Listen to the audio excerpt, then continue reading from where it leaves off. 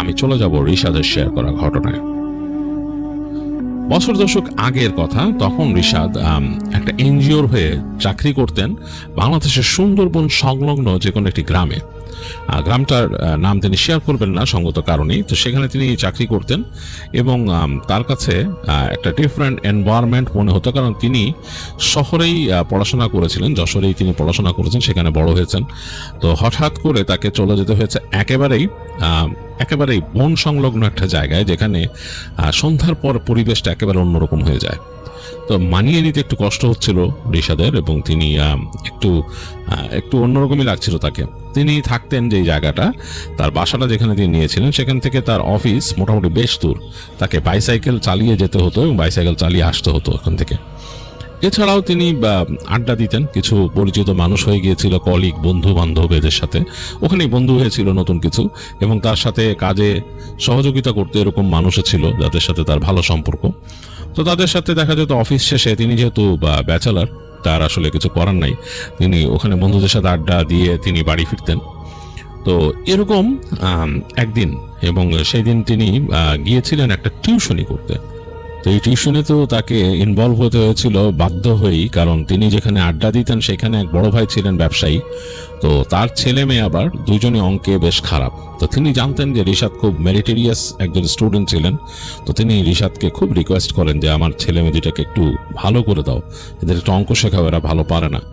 তো রিশাদ একটু অনিচ্ছা সত্ত্বেও শেষ পর্যন্ত তাকে নিতে হলো। তিনি বলেছিলেন যে হ্যাঁ, আমি আচ্ছা উইকলি 2 দিন এসে দেখাবো এরকম। তো যাই হোক, তিনি গিয়েছিলেন ওদিন টিউশনি করতে, এবং তিনি সেদিন সেই স্টুডেন্টদেরকে পড়ানোর পরে কিছুটা সময় আড্ডা দেন সে বড় ভাইয়ের সাথে, এবং রাত হয়ে যায়, বেশ প্রায় রাত 9:30টার মতো বেজে যায়। তার এই পড়ানো শেষ করে আড্ডা দিয়ে যখন বেরোচ্ছেন, সে বড় ভাই তাকে জোর করে খাবার দাবার খাওয়াবেন আর কি, রাতে খাইয়ে দিয়ে দিনই যান, তিনি খেতে হয়, খাওয়া দাওয়া করে আসতে 9:30 বাজছে।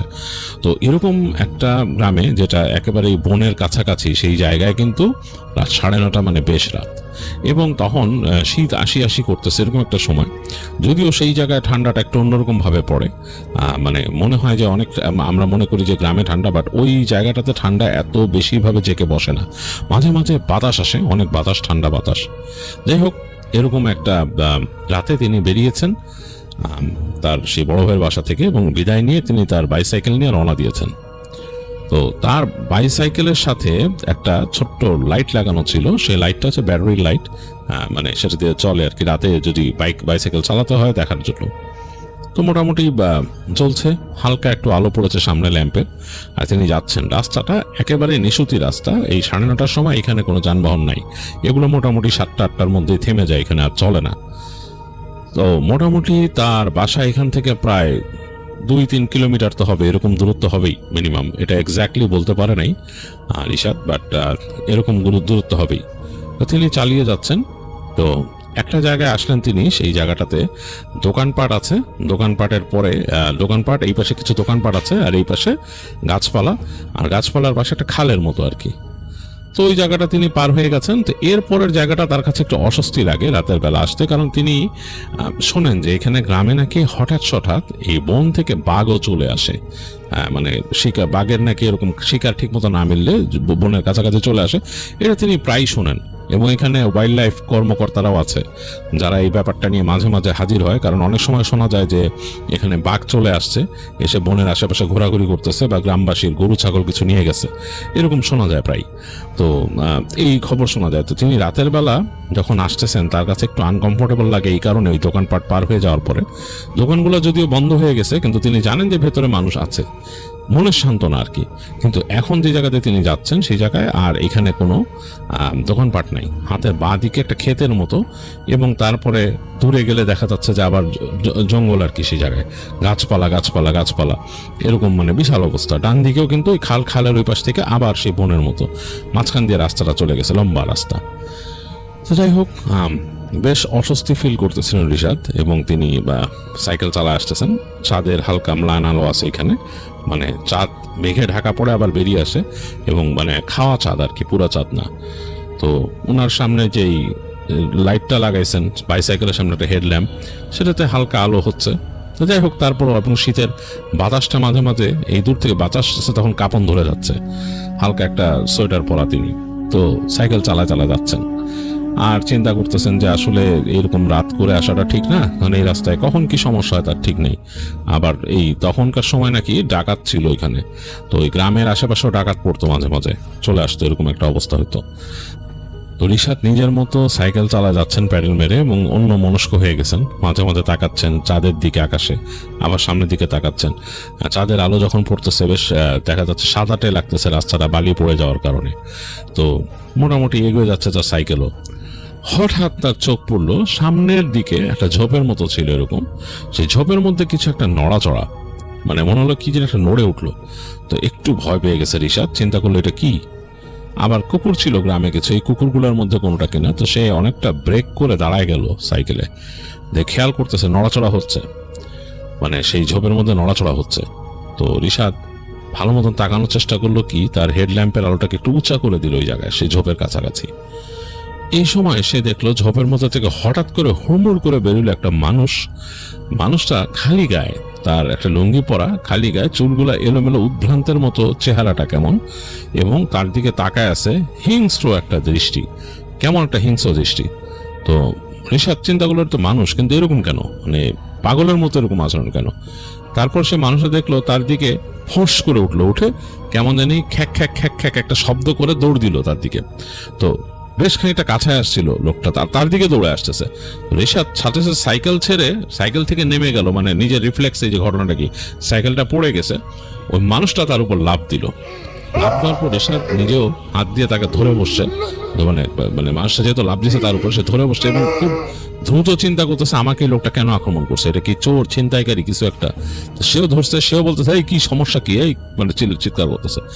ওই মানুষটা কোনো শব্দ করতেছে না, কেমন একটা ঘর ঘর ঘর ঘর শব্দ করতেছে। এক পর্যায়ে তাকে এরকম ধাক্কা দিয়ে ফেলে দিয়ে ঋষাদকে সে দৌড় দিল ঝেড়ে।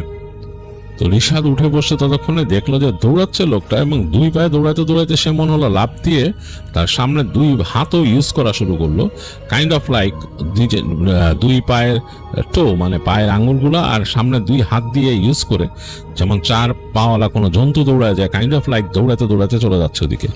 এবং সে দৌড়াতে তো লাফ দিয়ে পাশের একটা ঝোপের মধ্যে পড়ে একেবারে গাছগাছালির মধ্যে চলে গেল।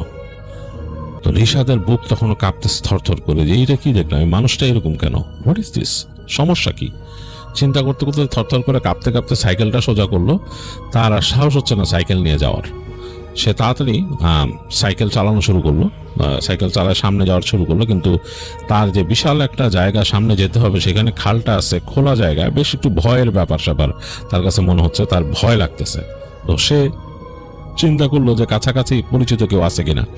তখন তার এখানে মনে পড়লো যে মাহমুদ নামে তার পরিচিত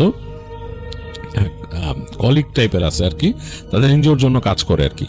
তো সেই মাহমুদ ঋষাদের থেকে একটু ছোট, ঋষাদ তুমি করে বলে। চিন্তা করো মাহমুদের বাসাটা এখানে, আমি তাড়াতাড়ি যাই। তো সে সাইকেল নিয়ে সরাসরি যেতে যেতে নামাই দিল ওদিকে, নামাই নিয়ে মানে দেখা গেলো যে এইবার একদম চিকন মাটির রাস্তা ধরে সে কোনো মতো চালায়।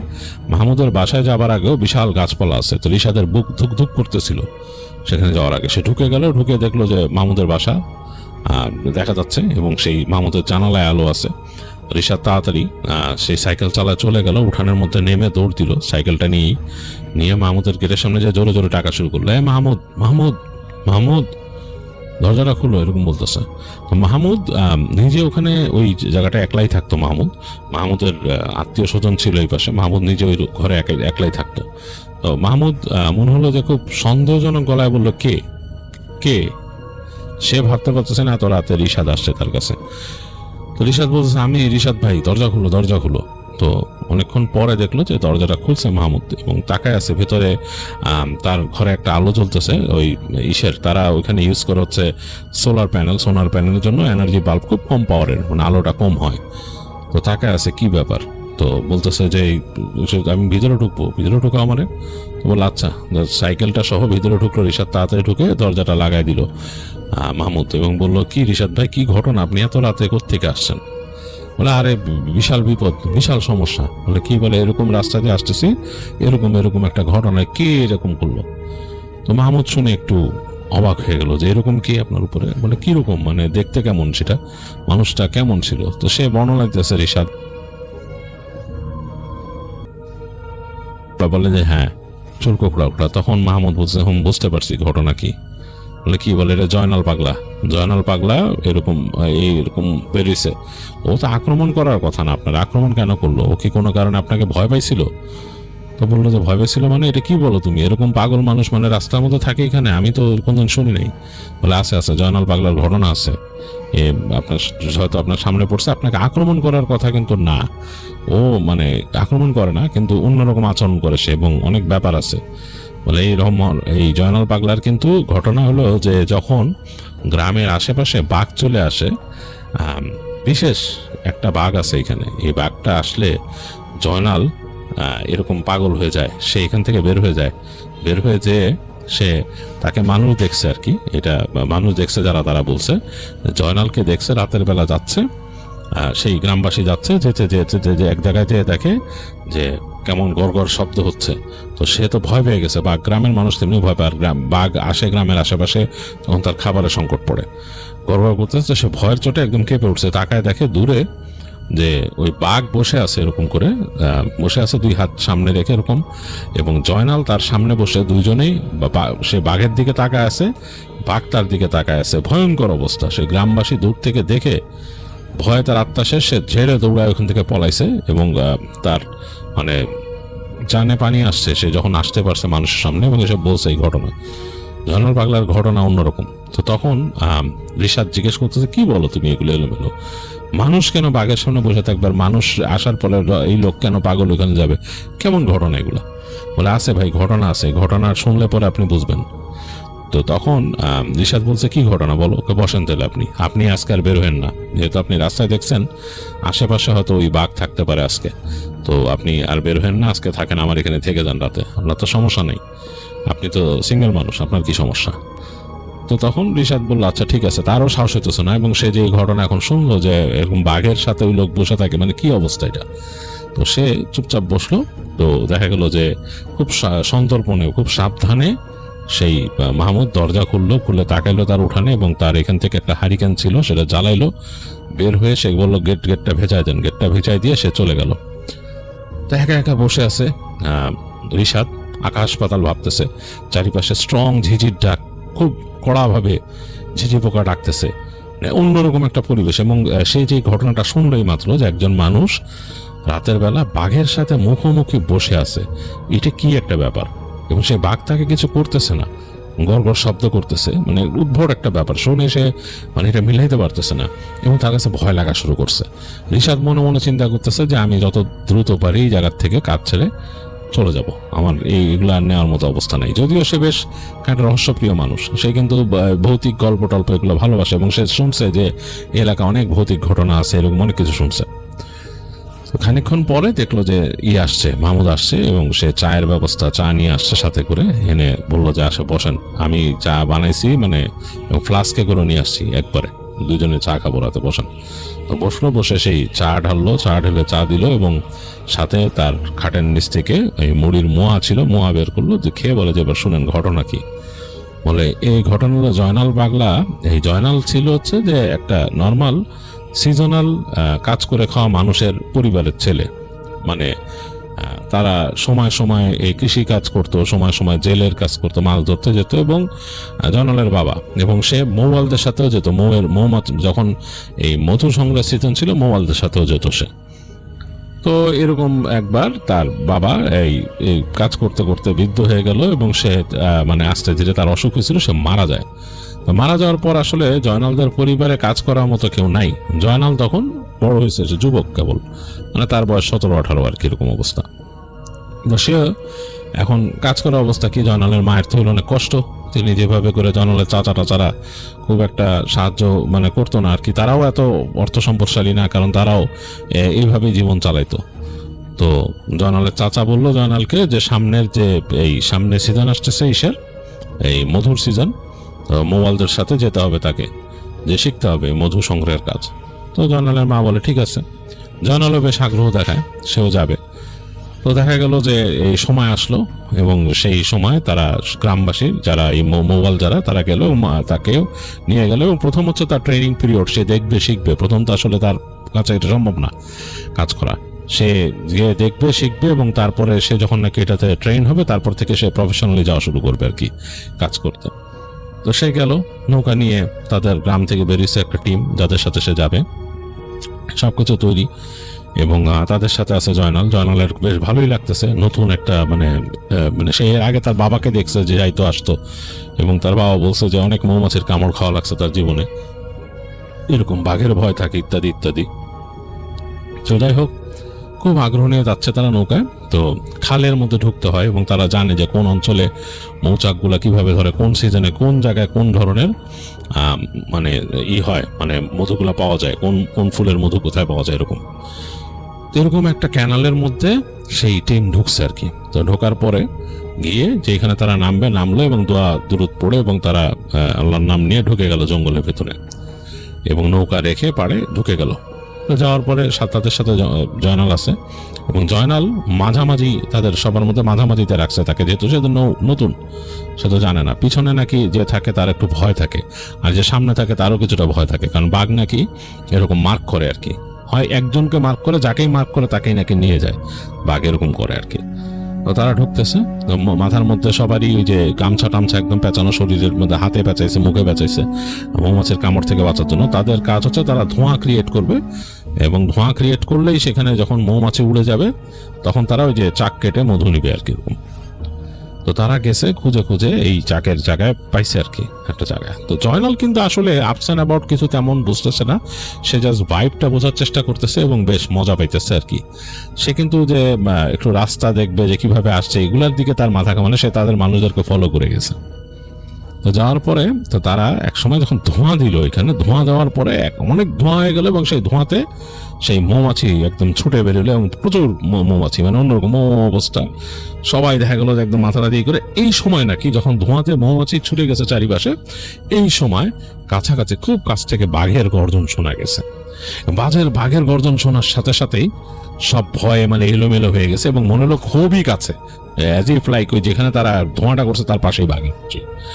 এদের নাকি সবাই ছেড়ে দৌড়তেছে ওখান থেকে এলোমেলো ভাবে, এবং জয়নালও আসলে কোনো কিছু দিশা রাখতে না পেরে সেও দৌড় দিল, সেও দৌড়াচ্ছে, এবং সে কয়েকজন মানুষ তার সাথে ছিল, এবং তাকে আসলে কেউ যে সাথে করে নিয়ে যাবে এরকম না। এমন একটা সিচুয়েশন ছিল যে মানুষ যারা ছিল দিক বিদিক শূন্য হয়ে দৌড়াইছে আসলে। একে ধোঁয়ায় কিছু দেখা যাচ্ছে না, কারণ এটা হচ্ছে অনেকটা এমন সিচুয়েশন তৈরি হয়েছে যে একেবারে মানে একেবারে ফাঁদে পড়ার মতো আর কি। চারিপাশে ধোঁয়া, তার মধ্যে মৌমাছি উঠতেছে, এবং তার মধ্যে বাঘের গর্জন খুব কাছাকাছি, বাঘের শব্দ, মানে মানুষ একেবারে দিশেহারায় দৌড়াইছে, জয়নালও দৌড়াইছে।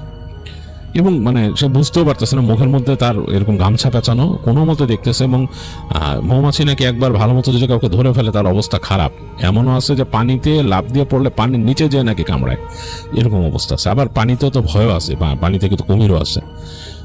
যাই হোক, জয়নাল দৌড়াচ্ছে, মানে তার কোনো হুঁশ নাই, সে দৌড়াইতে দৌড়াইতে দৌড়াইতে দৌড়াইতে কোথায় যে আসছে, এবং তার মানুষের কোলাহলগুলো তার হারায় যাওয়া শুরু করছে। সে দূরে কোলাহল শুনতে শুনতে এক জায়গায় যেতেছে নীরব, এখানে কোনো বাঘের শব্দও নাই, বা ওই মৌমাছিরও শব্দ খুব একটা আসতেছে না, বা মৌমাছি উড়েও আসতেছে না খুব একটা, আর মানুষের মানে কোলাহল অনেক দূরে মনে হচ্ছে।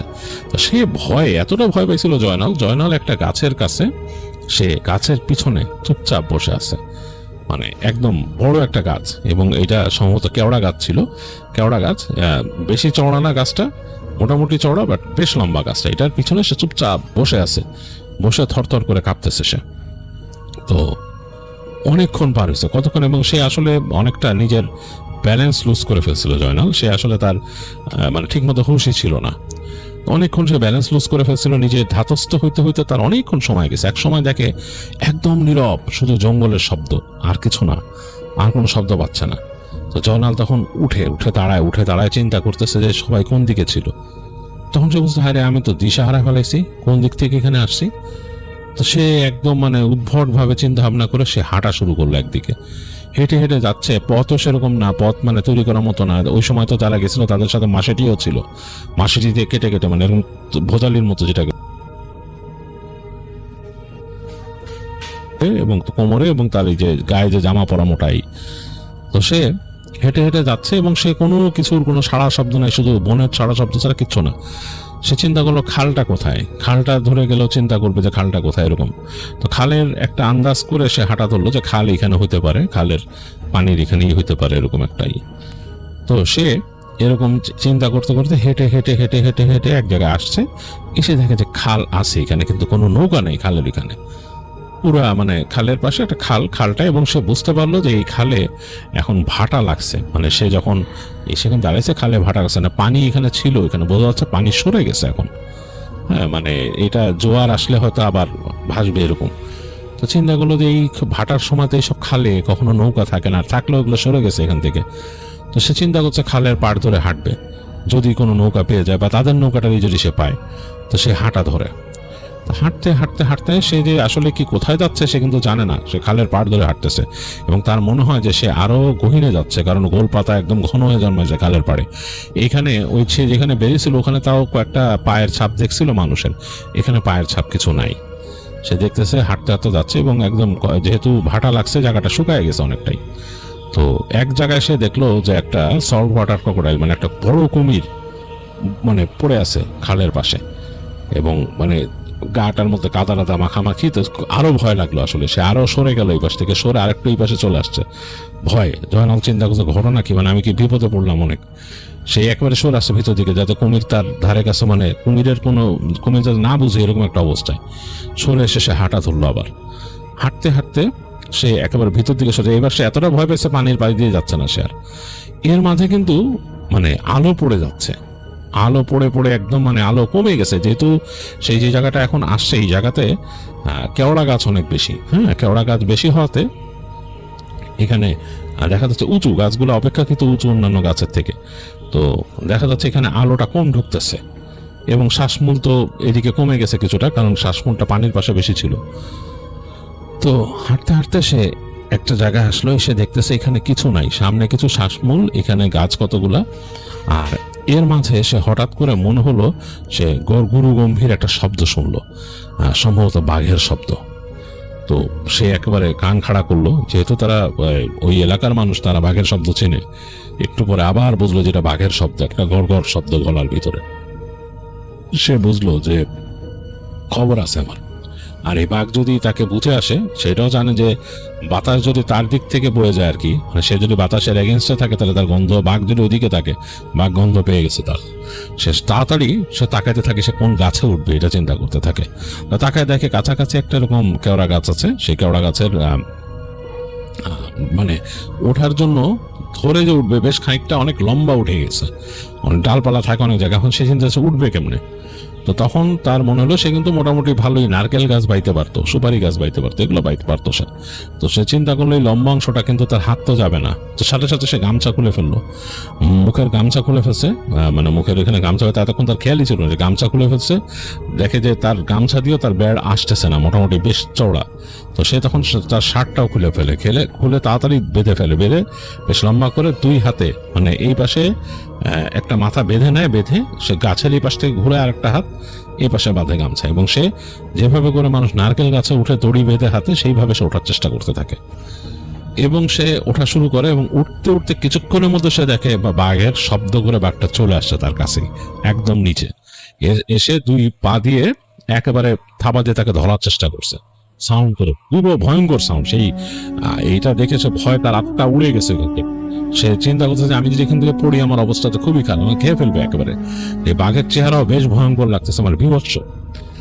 তো তখন সে জয়নাল বলছিল সবাইকে, যাদেরকে বলছে যে এইটা যদি যে সামনে না পড়ে সে বুঝবে না এত ভয়ঙ্কর একটা জিনিস, এটা মানে বিশ্বাস করার মতো না।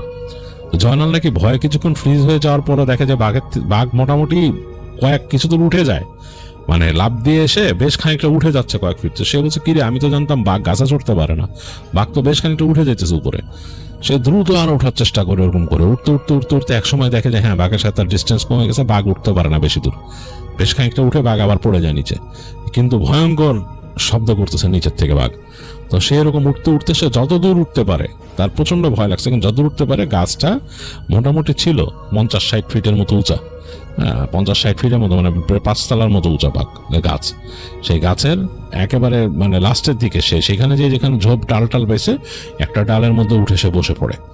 উঠে বসে নিজেকে ওই যে হাতের মধ্যে সে যে গামছা বাঁধছে ওইটা দিয়ে নিজেকে বাঁধে, আগে সে গাছের সাথে বেঁধে ফেলে আগে, যাতে পড়ে না যায়। তার এই উচ্চতা দেখেও তার ভয়ে কাজ করতেছে, এবং নিচে বাঘের সেই শব্দ এবং হুঙ্কার বাঘ জিনিসটাকে ডাকতেছে। তো জয়নাল ওইখানে বসে ভয়ে কাঁপতে থাকে, এবং সে মনে মনে আল্লাহকে স্মরণ করতে থাকে যতটুকু যা পারে। আর চিন্তা করে যে কেন সে আসলে দোয়া দুরুদ শিখে না, এটাও সে ভয় পেতে থাকে মনে মনে, আল্লাহকে স্মরণ করতেছে এবং ই করতেছে ভয়। এক সময় নাকি সে ওই যে আবার তার মধ্যে এমন একটা আসে যে অনেকটা বেহুশ হয়ে যায়, যেরকম মানুষ ভয় সেরকম। তো সে কাইন্ড অফ লাইক বেহুশ হয়ে যাওয়ার মতোই আর কি, তার সেন্সটা থাকে না আর কি। ডালের উপর বসে আছে, সে গামছা দিয়ে নিজেকে বেঁধে রাখছে ডালের সাথে শক্ত করে, যাতে সে পড়ে না যায়। এই একটা কাজ সে করছিল। হঠাৎ তার মানে হুঁশ ফেরে বা ঘুম ভাঙে, যেটাই বলি না কেন, তখন কিন্তু অলরেডি অন্ধকার হয়ে গেছে। জয়নাল ভালো মতো খেয়াল করে দেখে অন্ধকার, চাঁদের আলো পড়ছে এবং মৃদুমন্দ বাতাস চারপাশে, এবং জঙ্গলের একটা শব্দ। সে দূর থেকে বাঘের শব্দ শুনতেছে, সে অম অম করে ডাকতেছে বাঘ, সে বাঘের শব্দ দূর থেকে শুনতেছে, তার কাছাকাছি নাই বা তার থেকে বেশ খানিকটা দূরে আছে, বাট বাঘ তাকে হয়তো নোটিসে রাখছে সেইখানে। তো জয়নাল ভয়ে একেবারে মনে হলো যে তার মানে জীবন বের হয়ে যাবে এরকম। সে গাছের উপর থেকে তাকায় দেখতেছে দূরে চাঁদ দেখা যাচ্ছে, চাঁদের আলো এসে পড়ছে অন্য গাছের পাতায়, এগুলো সেগুলো চকচক করতেছে, সেই চাঁদের আলোতে চকচক করতেছে গাছের পাতাগুলা। একটা কেমন মানে এটা একটা ভয়ঙ্কর সুন্দর জিনিস, মানে এটা যদি সৌন্দর্য হিসাবে কেউ উপভোগ করতে যাইতো উপভোগ করতে পারতো, কিন্তু জয়নালের যে সিচুয়েশন এখানে এটা উপভোগ করার মতো না।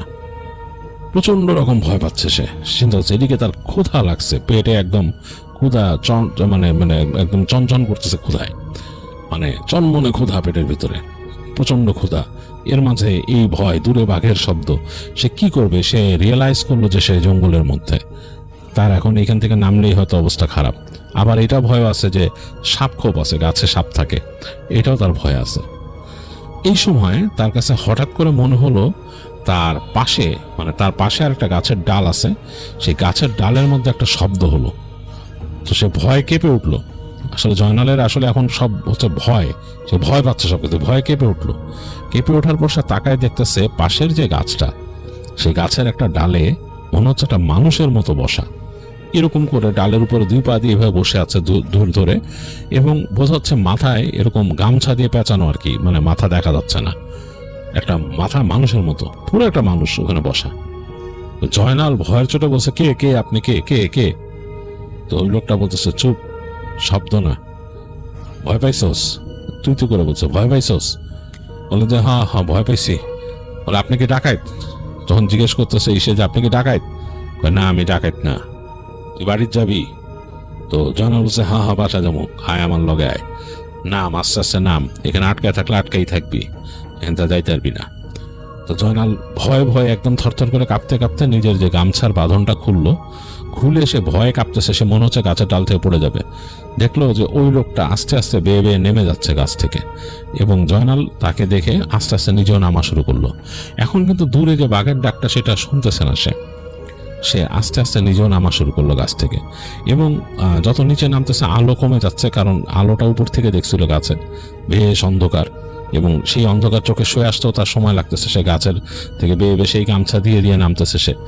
নামতে নামতে এক সময় সে মাটি টাচ করলো, মাটি টাচ করে প্রচন্ড ভয় লাগতেছে তার। সে দেখতেছে তার থেকে কিছুটা দূরে ওই লোকটার অবয়ব দাঁড়ায় আছে, চোখে কিন্তু আলো আধারি শুয়ে আসছে। এর মধ্যে সে দেখতেছে মানে সেই এখন যে জ্যোৎস্নার আলোটা আবার মাটিতে হালকা পাওয়া যাচ্ছে, এবং এই আলো তার চোখে শুয়ে আসছে। দেখতেছে যে একটা মানুষ লুঙ্গি পরা আর একটা গেঞ্জি পরা, মাথার মধ্যে গামছা দিয়ে পেঁচানো, এবং তার মুখ দেখা যাচ্ছে না যেহেতু গামছা দিয়ে ঢাকা, চোখের জায়গাটা শুধু দেখা যাচ্ছে সাদা সাদা, মনে হচ্ছে চোখ, কিন্তু আর কিছু বোঝা যাচ্ছে না। তো লোকটা তাকে বলতেছে যে বাইক যাবি, এদিকে আয়, চল, বলে তাকে ডাকতেছে। তো সে চিন্তা করলো যে এই লোকের সাথে যাই, লোকটা যদি নিয়ে যায় আমার আর কি অপশন, আমি তো এখান থেকে আসলে প্রবলেম পড়বো, আমি কই যাব। দেখি এই লোকের সাথেই যাই, ডাকাত হইলে তো সমস্যা আছে, আর আমার থেকে নেবেই কি, হয়তো অনেক সময় ডাকাতরা ওই সময় বসে মানে বাঁচায়, তাও তো বাঁচাইলো। এই চিন্তা করে জয়নাল আর কোনো কথা না বলে লোকটার সাথে সাথে হাঁটা ধরলো। তো লোকটা হেঁটে যাচ্ছে পিছনে, সে অনেক সময় দেখা যাচ্ছে বেশ অন্ধকার হয়ে যাচ্ছে, কারণ আলো ঢুকতেছে না, হারায় ফেলতেছে। তো লোকটা আবার তাকে বলে, কিরে হারায় যাস কেন, বলে আবার হাসে, খক খক খক করে হাসে। তো তিনি ভয় পায়, তিনি বলতেছে যে, ওই লোকটাকে বলতেছে যে, ভাইজান আমি একটু আগে বাঘের শব্দ শুনছি। বাঘ বলে লোকটা হাসতেছে, না বাঘ বলে হাসে, হেসে হাঁটতেছে। এবং জয়নাল তাকে ফলো করে করে যাচ্ছে। তার কাছে বেশ ভয় লাগতেছে, কারণ লোকটা যে যাচ্ছে সে কিন্তু অন্ধের মতো অনুসরণ করতেছে তাকে। তার মানে এমনকি সে নিজেও দেখতে পাচ্ছে না যে কোথায় শ্বাসমূল আছে বা কিসে তার পা লাগতেছে। এবং পায়ের মধ্যে বেশ ক্ষত হয়েছে, সে বুঝতে পারছে তার পায়ে বেশ ক্ষত, কারণ এই খালি পায়ে হাঁটছে এত দূর, কোনো পায়ে জুতা টুতা নাই, পা বেশ জায়গায় ফুটা হয়েছে, অনেক কিছু হয়েছে, তার বুঝতে পারছে পায়ে ব্যথা। তো এইভাবে হাঁটতে হাঁটতে এক সময় লোকটা বের হয়ে আসলো খালের পাড়ের একটা জায়গায়। বেশ জায়গাটা নর্মাল, মানে এই জায়গাটার মধ্যে খুব একটা ডালপালা গাছপালা ওরকম নাই, বেশ খানিকটা ফাঁকা জায়গা। ওই জায়গায় লোকটা হেঁটে বের হয়ে আসলো, সামনে দেখা যাচ্ছে খাল, চাঁদের আলো পড়ে চমকাচ্ছে, চাঁদে মানে খালের পানি চমকাচ্ছে। এবং এই খালটা বেশ বড়, এই খালটা কিন্তু ছোট খাল না, বেশ বড় খাল, মানে শাখা খাল না, মানে এটা দিয়ে মনে হয় নৌকা জেলে টেলে যায়।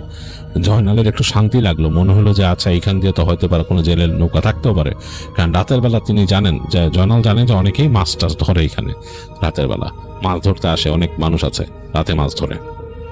তো লোকটার এই জায়গাতে নিয়ে আসাতে তাকে একটু ভরসা পেল জয়নাল। তো জয়নাল কাছাকাছি যে বললো, ভাই ভালো তো, এখন আমি কিভাবে যাবো এখান থেকে বলেন? বলে, যাবি এত তাড়া কিসের, আয় আয় বলে তাকে নিয়ে আসলো। দেখলো যে এইবার চাঁদের আলো সে দেখতেছে লোকটা ধূসর একটা লুঙ্গি পরা, মনে হচ্ছে অনেক পুরনো কাপড়ের, অনেক দরিদ্র মনে হচ্ছে, এবং তার পায়ে কোনো কাপড় নাই, খালি পা। তার একটা গেঞ্জি পরা, গেঞ্জিটা অনেক ধূসর, উপরে যে গামছা পরে আছে সেটা বোঝা যাচ্ছে না, বাতাসে উঠতেছে গামছার একটা অংশ, হালকা বাতাস যে লাগতেছে, হালকা বাতাসে উঠতেছে। তো লোকটা যে বসে পড়লো খালের পাড়ে, ঠিক পানির পাড়ে বসে পড়লো। বসে পড়ে সে জিজ্ঞেস করতেছে জয়নালকে, বাড়ি কই, তোর বাড়ি কই? জয়নাল বললো যে অমুক জায়গায় বাড়ি। ভাই আমার একটা নৌকায় ধরা দেন। জয়নাল বলছে, নৌকায় ধরা দেন? আপনি কই থেকে আসছেন, কেমনে আসছেন, মানে আপনার নৌকা কই? তো বলতেছে যে, আমি কই থেকে আসছি জানতে পারবি না তুই, জানলেও কোনো কাজ হইব না। তো বললে যে, আপনার নাম কি? জয়নাল জিজ্ঞেস করছে, আপনার নাম কি? আমার নাম বললে লোকটা হাসতেছে খ্যাক করে, বলে, নাম বললে চিনবি? বলে যে, না, নাম বলে তো চিনবো না, তারপরে তো জানতে হয়, মানুষের নাম তো জানতে হয়, আপনার একটা নাম আছে না, আমার নাম জয়নাল। তো লোকটা বলতেছে, আমার আর কি চিনবি তারা, বলে লোকটা মাথার গামছাটা আস্তে আস্তে করে খোলা শুরু করলো। তো জয়নাল মনে করলো যে লোকটা এতক্ষণ চেহারা ঢেকে রাখছে কেন, কে যেন হয়তো চেহারা দেখাবে। তো লোকটা গামছাটা খুলে ফেললো, পুরা গামছাটা খুলে ফেলে দিল এক পাশে। তারপর জয়নালের দিকে তাকালো। লোকটার দিকে তাকায় জয়নালের মানে বুকের মধ্যে ধপ করে উঠলো, সে ভয়ে কেঁপে উঠলো। দেখলো যে লোকটার মুখের নিচের অংশে কোনো মানে মানে চামড়া মাংস নাই, পুরা তার দাঁত মুখ খুব খোলা হাড়ের মতো আর কি। তো লোকটার চোখগুলো দপ দপ করে জ্বলে উঠলো দুইটাই। লোকটা তাকায় বলল যে, আমি বাঘে খাওয়া মানুষ। তাই বলে সে হাসা শুরু করলো, এমন ভাবে হাসা শুরু করলো যে হাসিটা মানে সারা শরীরে ভয়ের কাঁপন ধরায় দিল জয়নালের। জয়নাল মানে ভয়ের চোটে ওয়াল লাগাও বলে দৌড় দিল, সেখান থেকে দৌড় দিয়ে শেষ কোথায় যাবে, দেখলো লোকটার হাসিটা, তার পেছন পেছন হাসিটা মনে হচ্ছে তার কানের কাছে চলে আসতেছে। তো ঝাঁপ দিয়ে পড়লো জয়নাল পানির ভিতরে, মানে একবার আর কিছু না চিন্তা করে পানিতে ঝাঁপ দিয়ে পড়লো। সে পানিতে ঝাঁপ দিয়ে পড়ে সে সাঁতরানো শুরু করলো। তো পেছন থেকে সে শুনতেছে ওই লোকটা তাকে বলছে, কই যাস, তোরে তো পাইলাম, আমি তো এখানে একা থাকছি, একা থাকার কোনো কারণ নাই, সুন্দরবনে কেউ রাতে একা থাকে না রে বলে বলতেছে। তো জয়নাল সাঁতরাচ্ছে, তার কানের মধ্যে লোকটার কথাগুলো ভেসে আসতেছে এবং সে দিশা হারায় ফেলছে। একসময় মনে হচ্ছে সে ডুবে যাবে, সে পানির তলে একেবারে ডুবে যাচ্ছে, প্রায় শরীর প্রায় তলায় যাচ্ছে। আবার একটু মাথা উঁচু করে তাকায় সে, মানে একটুখানি মানে খাবি খেতে খেতে তাকাচ্ছে। তো এরকম সময় ঝাপসা ভাবে তার চোখে পড়লো যে একেবারে খালের অপর প্রান্তের পাড় দিয়ে একটা ছোট জেলে নৌকা যাচ্ছে, সেটার উপর মানে মানুষ বসা আছে, সেরকম তার ইজার ছোট্ট আলোর সোর্সও দেখছে সে। তো তার আসলে আর তখন মানে মানে শরীরে অন্যরকম জোর চলে আসলো এটা দেখে, মানে বাঁচার আকুতি। সে কিন্তু তলায় যাচ্ছিল, সে সাঁতার কাটার মতো অবস্থা ছিল না তার। তো সে প্রাণপণে সাঁতার কাটা শুরু করলো সেটার দিকে। সাঁতরাতে একদম কাছাকাছি চলে আসে, সে বুঝতেছে ওই জেলে নৌকার উপরে একটা নারী এবং পুরুষ আছে, তারা হয়তো তারা হাজব্যান্ড ওয়াইফ মাছ ধরে। তো বলে সে ওখান থেকে মাথা একটু উঁচু করে বলে আমার বাঁচান বাঁচান বলে জয়নাল এরকম শব্দ করতেছে। তো তারা দেখা যাচ্ছে ঘুরে তাকাইছে, তারাও ভয় পাইছে অনেক, জয়নাল এরকম কোত্থেকে এরকম মানুষ আসতেছে। তো হুশ হুশ করে সাথে জয়নাল একবার শেষ মুহূর্তে সে হাত দিয়ে নৌকার পাড়টা ধরে সে ঝুলে গেছে আসলে, আর এই সময় সে জ্ঞানও হারাইছে। যাই হোক, তার যখন জ্ঞান ফিরছে সে দেখলো যে সে একটা পাটাতনের উপর শুয়ে আছে, এক লোক তার দিকে ঝুঁকে আছে, তার মানে মুখ থেকে পানি বের করতেছে, বুকে চাপ দিয়ে বলতে সে বুক করে পানি বের করে দিল অনেকগুলা। আসলে তলায় গেছিল আর কি, জয়নাল আর পারে নাই শেষ মুহূর্তে। তো সেই লোক তাকে টেনে তুলছে, তোলার পর তাকে জিজ্ঞেস করতেছে যে এই কই থাকেন আপনি, কি ব্যাপার, কোথেকে আইছেন? তো জয়নাল কিছু বলতে পারতেছে না। তো লোকটার স্ত্রী মহিলা সে বললো যে থাক, এখন ই করেন না, হুশ ফিরুক। তো জয়নাল কেন জানি মনে হলো নিশ্চিন্ত, সে ঘুমায় গেল। তো জয়নালের যখন হুশ ফিরছিল, যখন সে মানে তাকাইছে, তখন সে দেখে যে সে একটা গ্রামের একটা জায়গায় সে শুয়ে আছে একটা বেঞ্চের উপরে, তার আশেপাশে অনেকগুলা মানুষ। তো তাকে জিজ্ঞেস করে যে মানুষ যে কে, কোত্থেকে আসছো, কি ব্যাপার? তো জয়নাল তখন তার বাড়ির কথা বলে সে কোত্থেকে আসছে। তো মোটামুটি এই গ্রামের থেকে বেশ খানিকটা আছে, কয়েকটা গ্রাম এদিকেই আর কি, তাদের গ্রাম আর কি। লোকজন শুনে বলে যাচ্ছে কি হয়েছিল? তো জয়নাল তখন তাদের বলে যে সে এরকম হারায় গেছিল, তার ঘটনা সে মোটামুটি বলে তাদেরকে। তো শুনে তারা খুবই অবাক হয় এবং তাকে বলে যাচ্ছে একজন জেলে ছিল, পৌঁছা দেওয়ার ব্যবস্থা করে তাকে। যাই হোক, জয়নালকে নিজের গ্রামে নিয়ে আসে তাদের মধ্যে একজন। এসে জয়নাল তাকে খুবই ধন্যবাদ দেয় এবং সে বলে যে ভাই, আমি পরবর্তীতে আপনি যদি দেখা হয় আপনারে আমি কিছু দিব না, আমাকে কষ্ট করে নিয়ে আসছেন। লোকটা বলে ওগুলো লাগবে না, যাও বাড়ি যাও, ভালো থাকো। তো জয়নাল যখন নাকি তাদের বাড়িতে আসে, মানুষজন তো তাকে পেয়ে একদম পুরো হয়ে যায়, আত্মহারা হয়ে যায় আনন্দে, কারণ তারা মনে করছিল তাকে বাঘে নিয়ে গেছে। তাকে নাকি খুঁজতেও গেছিল, তারা পুরো জায়গায় খুঁজছে, কেউ পায় নাই। গ্রামের মানুষজন নাকি পরবর্তীতে তাকে খুঁজতে গেছে, খুঁজে তাকে পায় নাই। এই নিয়ে তারা খুব টেনশনে ছিল যে তাকে তারা খুঁজে পাইল না, বা তাকে যদি বাঘেও নিয়ে যায় থাকে তার কোনো অংশ বা কিছু একটা নাকি পায় মানুষ, বা তার কাপড়ের অংশ কিছুই পায়নি তারা। যাই হোক, তো তারা খুব খুশি জয়নালকে ফিরে পেয়ে। তো যেটা হয়, জয়নাল নাকি নর্মাল ছিল, সবকিছু স্বাভাবিক চলতেছিল, তার একটু ইজি হওয়া শুরু হলো। সে তার মা বললো যে যতই কষ্ট হোক ছেলেকে সে আর এরকম পাঠাবে না, তার মধু আনতে, তাকে মধুর কাজে পাঠাবে না। যদি সে মাছ ধরতে উৎসাহী থাকে মাছের কাজে পাঠাবে তার মা, এই আর কি। কিন্তু মাছ বা একটা সময় আছে বছরে, সে সময় শুটকির কাজ হয়, ওইসব জায়গায় পাঠাবে, কিন্তু এই মধুর কাজে তার ছেলেকে আর পাঠাবে না, তার মা বলে দেয়। আপাতত তাকে বলে তার মা যেভাবে পারে, তারা ইনকাম করতেছে, তাকে বলে বাসায় থাকতে, তাকে রিল্যাক্স করতে। তো জয়নাল ওইভাবে বাসায় থেকে কয়েকদিন ইজিলি রিল্যাক্স করতেছিল। তো এরপর যেটা হয়, একদিন এরকম হঠাৎ রাতের বেলা জয়নালের মা হঠাৎ করে টের পায় যে তার ছেলে কেমনটা শব্দ করতেছে। গভীর রাত, একই ঘরে তারা থাকতো আর কি। তো তার মা ওখানে চৌকিতে ঘুমাইছিল, তো সে দেখে তার ছেলে নিচে কেমনটা গড়গড় গড়গড় শব্দ করতেছে। তো তার মা অবাক হয়ে যায়, এবং গভীর রাত, ঘরের মধ্যে অন্ধকার, ঘুরঘুরটি অন্ধকার, এর মাঝে তার মা দেখতেও পাচ্ছে না, কিন্তু ছেলের ওখান থেকে শব্দ পাচ্ছে একটা গড়গড় গড়গড়। তো তিনি ভয় পেয়ে যান। তিনি চিন্তা করেন আবার এরকম অনেক সময় ওই বাঘ এসে যদি, তো তিনি ভয়ের চোটে তিনি একেবারে উঠে বসে তিনি চিন্তা করেন যে তিনি মানে কি করবেন, দিশা পাচ্ছেন না আর কি। এই সময় তিনি দেখেন অন্ধকারের মধ্যে হঠাৎ করে লাফ দিয়ে তাদের যে দরজার উপরে পড়ে জয়নাল, এবং দরজা খুলে বের হয়ে যায়। তিনি দেখেন তার ছেলে বের হয়ে গেলেন, বেশ উদ্ভটভাবে বের হয়ে গেছে, এইভাবে তিনি মানুষকে চলতে ফিরতে এরকম দেখেন নাই। তো জয়নালের আম্মা চিৎকার শুরু করেন, চেঁচামেচি। তার চিৎকার চেঁচামেচিতে কেউ আসে না তখন আশপাশ থেকে, কারণ তারা মনে করে হয়তো বাঘ আক্রমণ করছে। কঠিন একটা অবস্থা। তো জয়নালের আম্মা চিৎকার করতে করতে, তো ওই সময় কেউ আসে না।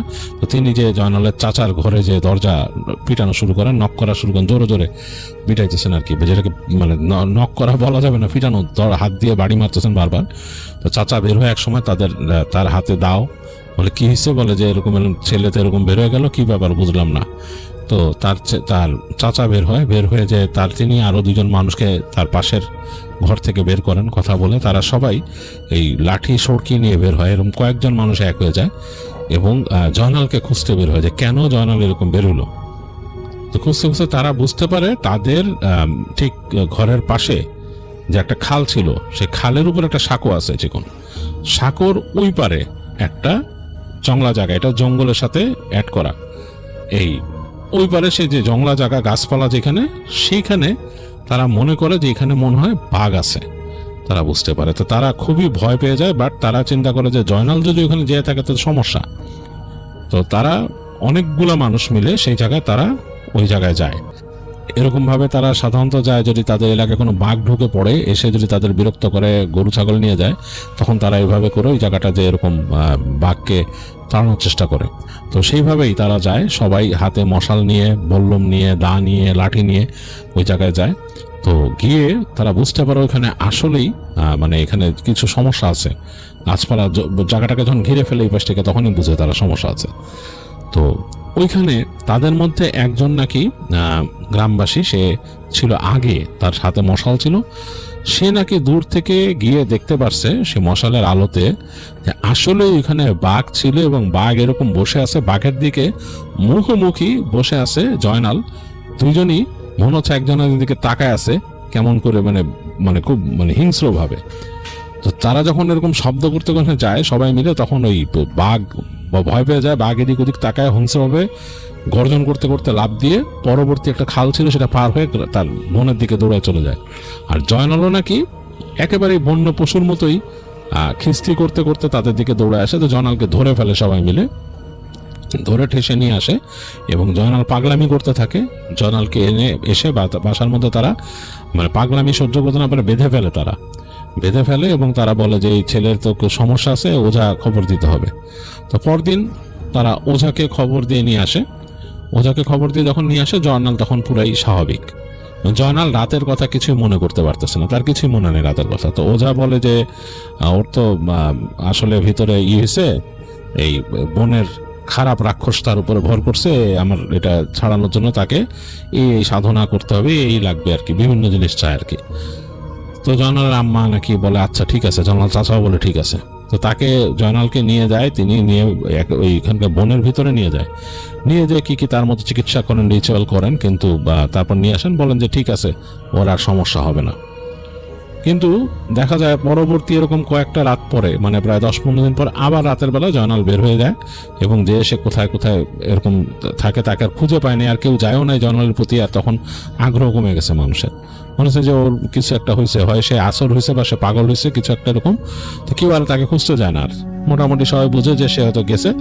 মানুষ মনে করে যে এরকম হলে হয়তো সে গেলে হয়তো বাঘের হাতে মারা পড়বে বা কোনো সমস্যা হবে। জয়নালের মা নিজে খুব ছেলের জন্যই হয়ে যায়, সে বের হয়ে খুঁজতে থাকে, বাইরে দাঁড়ায় থাকে, কিন্তু কোনো উপায় নেই। জয়নাল আবার ফিরে আসে পরে, এবং এসে সে বাসায় চুপচাপ ঘুমায় পড়ে তার মতো, এবং তার কোনো আর থাকে না, সে যে কি কোথায় গেছিল, অনেকটা স্লিপ ওয়াকিং এর মতো, তার কিছু মনে থাকে না। তো এরকম জয়নালের মাঝে মাঝেই হয়। তো তখন জয়নালের চাচা শুনে যে এরকম তাকে খুলনা শহরে নিয়ে গেলে সেখানে একজন আলেম আছে, তার কাছে নিয়ে ঝাড়লে যদি কিছু হয়। তো তিনি তাকে এক সময় খুলনায় নিয়ে যায়, জয়নালকে নিয়ে যেয়ে সেই আলেমের ওখানে নিয়ে যান। তা আলেম নাকি জয়নালকে দেখেই বলে যে ওর উপর তো একটা খুব খারাপ জিনিস মানে আসর করছে, জিন, এবং সম্ভবত তাকে বনে ধরছে, মানে জঙ্গলে ধরছে। এবং ওইখানে বলছে যে এই বনে, সুন্দরবনে বিশেষ করে ওই এলাকায় রাতের বেলা একা থাকার কোনো নিয়ম নাই, এবং কেউ থাকেও না ওই জায়গায়। কিন্তু আগে এমনকি যারা শিকারী ছিল তারাও রাতে থাকতো না একা, তাদেরও ওই শিকারী বংশ পরম্পরা নিষেধ থাকতো, কারণ ওইখানে অনেক রকম এরকম জিন আছে, খুব ভয়ঙ্কর ভয়ঙ্কর জিন। তাদের মধ্যে কেউ একজন তাকে আসর করছে, এবং এইটা এখন তাকে আমল দিতে পারি আমি, আমল দিলে সেই আমল করতে হবে, আর আমার মতো আমি চেষ্টা করবো তাকে ছাড়ানোর। যদি সে ছেড়ে যায় তাহলে তো হবে, কারণ এখন তো তার মধ্যে নাই। তো সেই আলেম নাকি তাকে রুকাইয়া করে, অনেক রুকাইয়া করে, তিনি ডিরেক্টলি ওইভাবে পায় না, বাট একটা কমিউনিকেশন পায় যে ওই খারাপ জিনিসটা তাকে ছাড়তে চায় না, বলে তাকে নাকি সে বাঁচাইছে ওই দিন। সে বলতেছে যে খারাপ জিনিসটা তাকে বাঁচাইছিল, বাট সে তাকে ছাড়বে না, তাকে বিভিন্ন সময় সে আসবে তার কাছে। তালিম বিভিন্ন রকমের তাকে দিয়ে দেয়, চিকিৎসা দিয়ে দেয়, বলে এই করতে, এবং জয়নালকে বলে যে একটু ধর্মীয় নিয়ম কানুন মেনে চলতে, যদি না মেনে চলে তাহলে সে সমস্যায় পড়বে, এই সমস্যা তাকে ছাড়বে না। তো যাই হোক, এইভাবে জয়নাল ওখান থেকে চলে আসে এবং তাকে যেসব নিয়ম দেয় বা যেসব চিকিৎসা দেয় সেগুলো কিন্তু অনেকটাই জয়নাল আসলে ইগনোর করতে এবং সে মানতো না, এবং একসময় তাদের বাসায় এগুলো ইউজ টু হয়ে যায়। তো এরকম গ্রামের মানুষই জয়নালকে দেখছে, যেটা প্রথমে বলছিলাম যে গ্রামের মানুষই দেখছে তাকে, যে এরকম মানে যাদের আলোর মধ্যে বনের মধ্যে বাঘের সামনাসামনি বসে আছে সে এটা দেখছে। তো জয়নাল নাকি এখনো এরকম হঠাৎ হঠাৎ বের হয় এবং অনেকেই সন্দেহ করে যে ওইটাই সেম বাঘটাই তার কাছে আসে, কোনো একটা ব্যাপার আছে। তো অনেকে আবার বলে, যারা ওখানে মানুষ তারা অনেকে বলে ওই বাঘটা নাকি আসলে বাঘ না, ওইটা নাকি জিন দেও অনেকে বলে। তো এই ঘটনাটা মাহমুদ শেয়ার করে রিশাদের কাছে, এবং রিশাদ পুরো শুনে এবং অনেক রাত পর্যন্ত এটা শুনে শুনে বেশ ভয় পায়, খুবই ভয় পায় রিশাদ। এবং রিশাদ তখন মাহমুদকে বলে যে আমাকে একটু জয়নালকে দিনের বেলা দেখাবা, আমি দেখবো। রিশাদ বলে ঠিক আছে। তো যাই হোক, রাতের বেলা তারা একসময় ঘুমায় পড়ে। সেই মাহমুদের রুমের মধ্যে বড় একটা সোফার মতো ছিল, সোফার মধ্যে ঘুমায় মাহমুদ, রিশাদকে বিছানায় ঘুমাইতে দেয়। তো রিশাদ যখন রাতে ঘুমায় আসে, রিশাদের কাছে বারবার মনে হইতেছিল, কেন মাহমুদের ঘরটা ছিল কিন্তু টিনের দেয়াল, মানে টিনের চারিপাশে বেড়া করা আর কি, টিন দিয়ে বানানো। বারবার তার কাছে মনে হচ্ছিল তার ঘরের আশেপাশে কিছু একটা হাঁটতেছে, মানে মনে হচ্ছে কিছু একটা চলতেছে। তো বেশ ভয় পায় রিশাদ, কিন্তু বেশ ভয় পায় রাতে। এবং সে মানে একেবারে ভোরের দিকে তার ঘুম আসে, ঘুম থেকে উঠে সে মাহমুদকে বলে যে আমার মনে হয়েছে যে ঘরের আশপাশ দিয়ে কিছু হাঁটতেছিল। তো মাহমুদ বলে যে হ্যাঁ ভাই, আমারও কিন্তু মনে হয়েছে যে আসলে ঘরের আশপাশ দিয়ে কালকে কিছু হাঁটছে। যাই হোক, দিনের বেলা ওই দিন আর আসলে ঠিক মতো রিশাদ তার কাজকর্ম করতে পারে না, অফিসে যেও ছুটি নেয়। সে বলে যে আজকে আসবো না, সে চলে আসে মাহমুদের সাথে দেখা করে বলে যে আমাকে নিয়ে চলো, ওই ছেলেকে আমি দেখবো, ওই জয়নালদের বাসায় যাব। তো জয়নালদের বাসায় যায় রিশাদ, যে জয়নালের মায়ের সাথে কথা বলে আগে মাহমুদ, পরে দেখা করাতে নিয়ে যায়। স্বাভাবিক দেখে যে একেবারেই স্বাভাবিক একটা মানুষ সেই জয়নাল, সে বসে ওই সময় মুড়ি আর কিছু খাচ্ছিল। তো দেখে আসে, একেবারে ভদ্রভাবে সালাম দিয়ে বসে। তো চেহারা মেলানোর চেষ্টা করে রিশাদ, রাতে একেই দেখছে কিনা।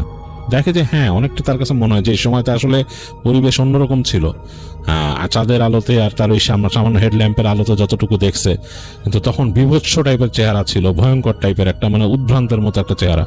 আর এখন মনে হচ্ছে একটা সাধারণ একটা ভদ্র মানুষ ছেলে যেটা হবে এরকম আর কি। তো সে চেহারা মিলে সে পরে বলে মাহমুদকে যে হ্যাঁ, কিন্তু ওই সে প্রশ্ন করে, মাহমুদ তাকে প্রশ্ন করে যে জানাল, কালকে রাত্রে কি তুই এরকম গেছিলি? জানাল বলে না, মাথা নাড়ে শুধু, মানে সে যায় নাই।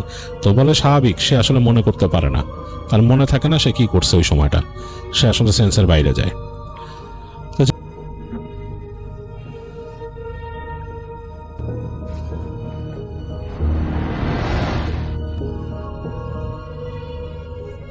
আসসালামু আলাইকুম। ওয়ালাইকুম আসসালাম। আমি মোহাম্মদ বিল্লাল হোসেন। আমি সরকারি বাংলা কলেজে একজন ছাত্র, পেশায় টিউশনি করি। আমার দেশের বাড়ি হচ্ছে কুষ্টিয়াতে। আমি এখন ঘটনাতে চলে যাই। আমার এই ঘটনাটি ঘটে হচ্ছে আমার চাচার সাথে। আমার চাচা যিনি এখন হচ্ছেন উনি মাওলানা, তিনি যখন মাদ্রাসাতে পড়তেন তখনকার ঘটনা, তখন তার সাথে ঘটে যাওয়া একটা ঘটনা। তিনি মাদ্রাসার হোস্টেলে হচ্ছে 3-4 জন ছাত্র থাকতো। তা একদিন হচ্ছে চাচা তার বন্ধুরা কয়েকজন রাতে খাবার খেয়ে ঘুমানোর জন্য প্রস্তুতি নেয় এবং রুমে গিয়ে যার যার বিছানায় শুয়ে পড়ে। এবং শুয়ে পড়ার কিছুক্ষণ পরে তারা হচ্ছে রুমের লাইট অফ করতে ভুলে গিয়েছিল। এজন্য হচ্ছে চাচা একজনকে বলতেছেন যে যাই রুমের বাতিটা অফ করে দিয়ে আসে। মানে বিছানা থেকে নামবেন, ঠিক তার আগ মুহূর্তে হঠাৎ করে দেখলেন আমার চাচা এবং তার বন্ধু দেখলেন যে আরেকজন যিনি ছিলেন রুমমেট, তার হাতটা বড় হয়ে যাচ্ছে এবং রুমের লাইটের সুইচ সেখানে তার হাতটা চলে গেছে।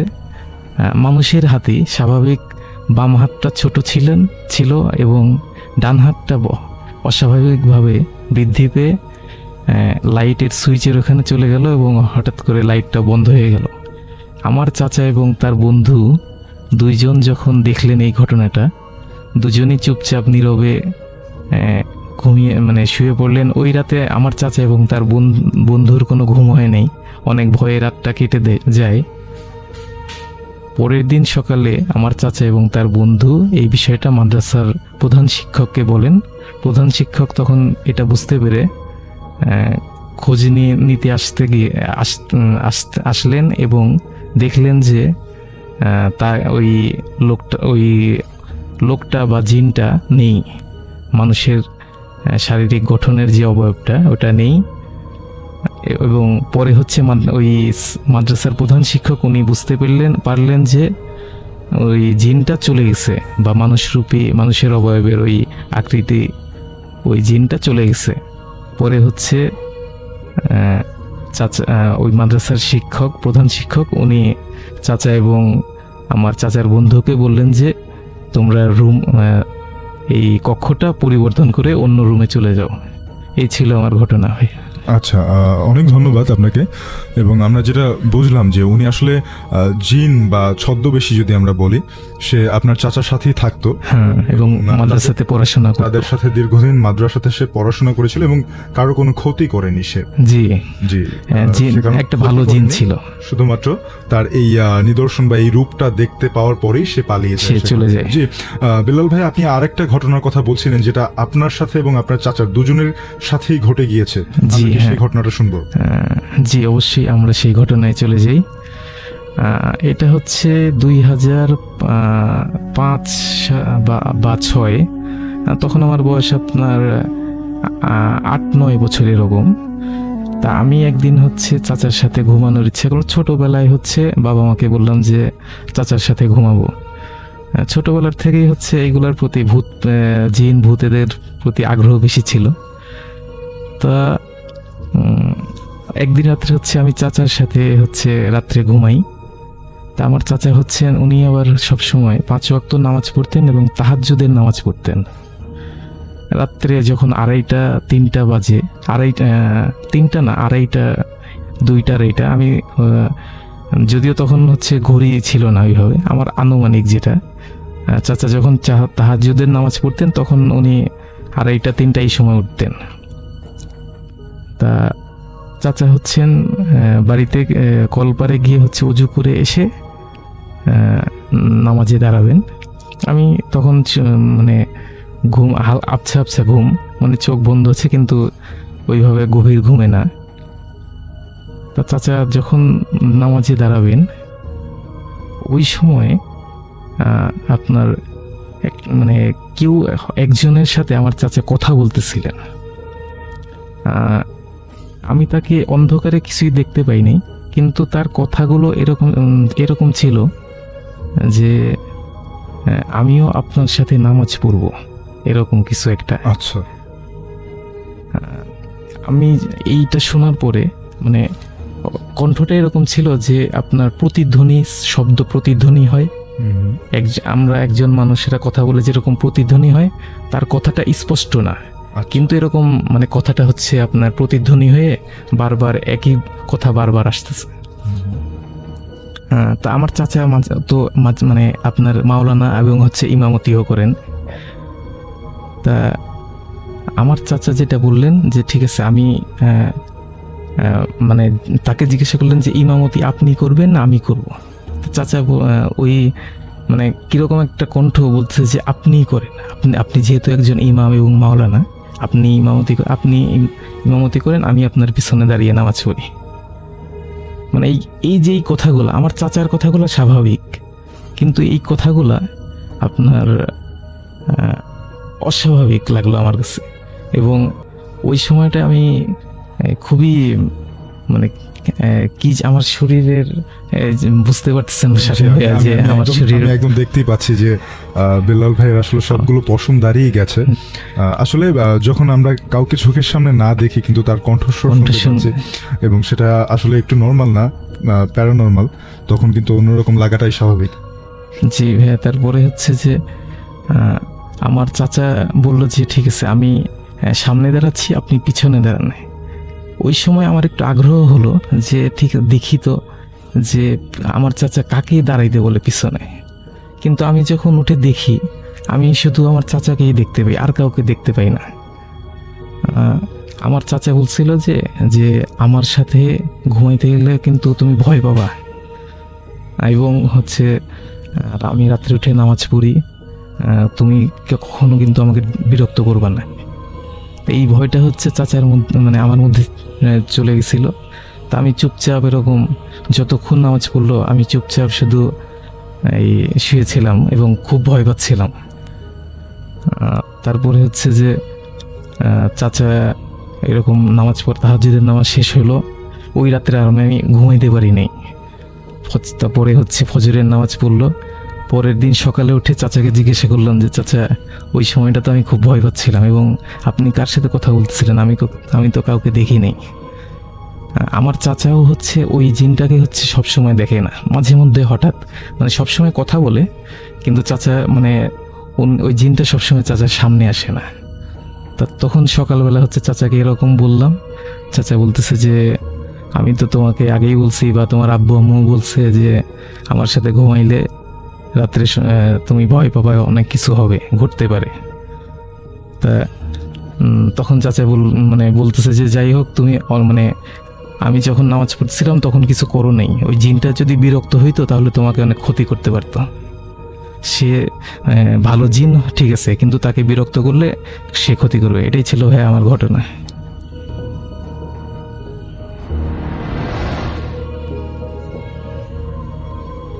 আজকে আমি যার ঘটনা পাঠিয়েছি ভদ্রলোকের নাম আবু সালেহ। বাড়ির ভেতর সবাই কান্না করছে, এমন সময় বাহিরে অ্যাম্বুলেন্সের হর্ন বেজে উঠল। বুঝলাম অ্যাম্বুলেন্স চলে এসছে। আব্বুর রুমে প্রবেশ করলাম, সবাইকে বললাম আব্বুকে নিতে হবে, তোমরা সরে যাও।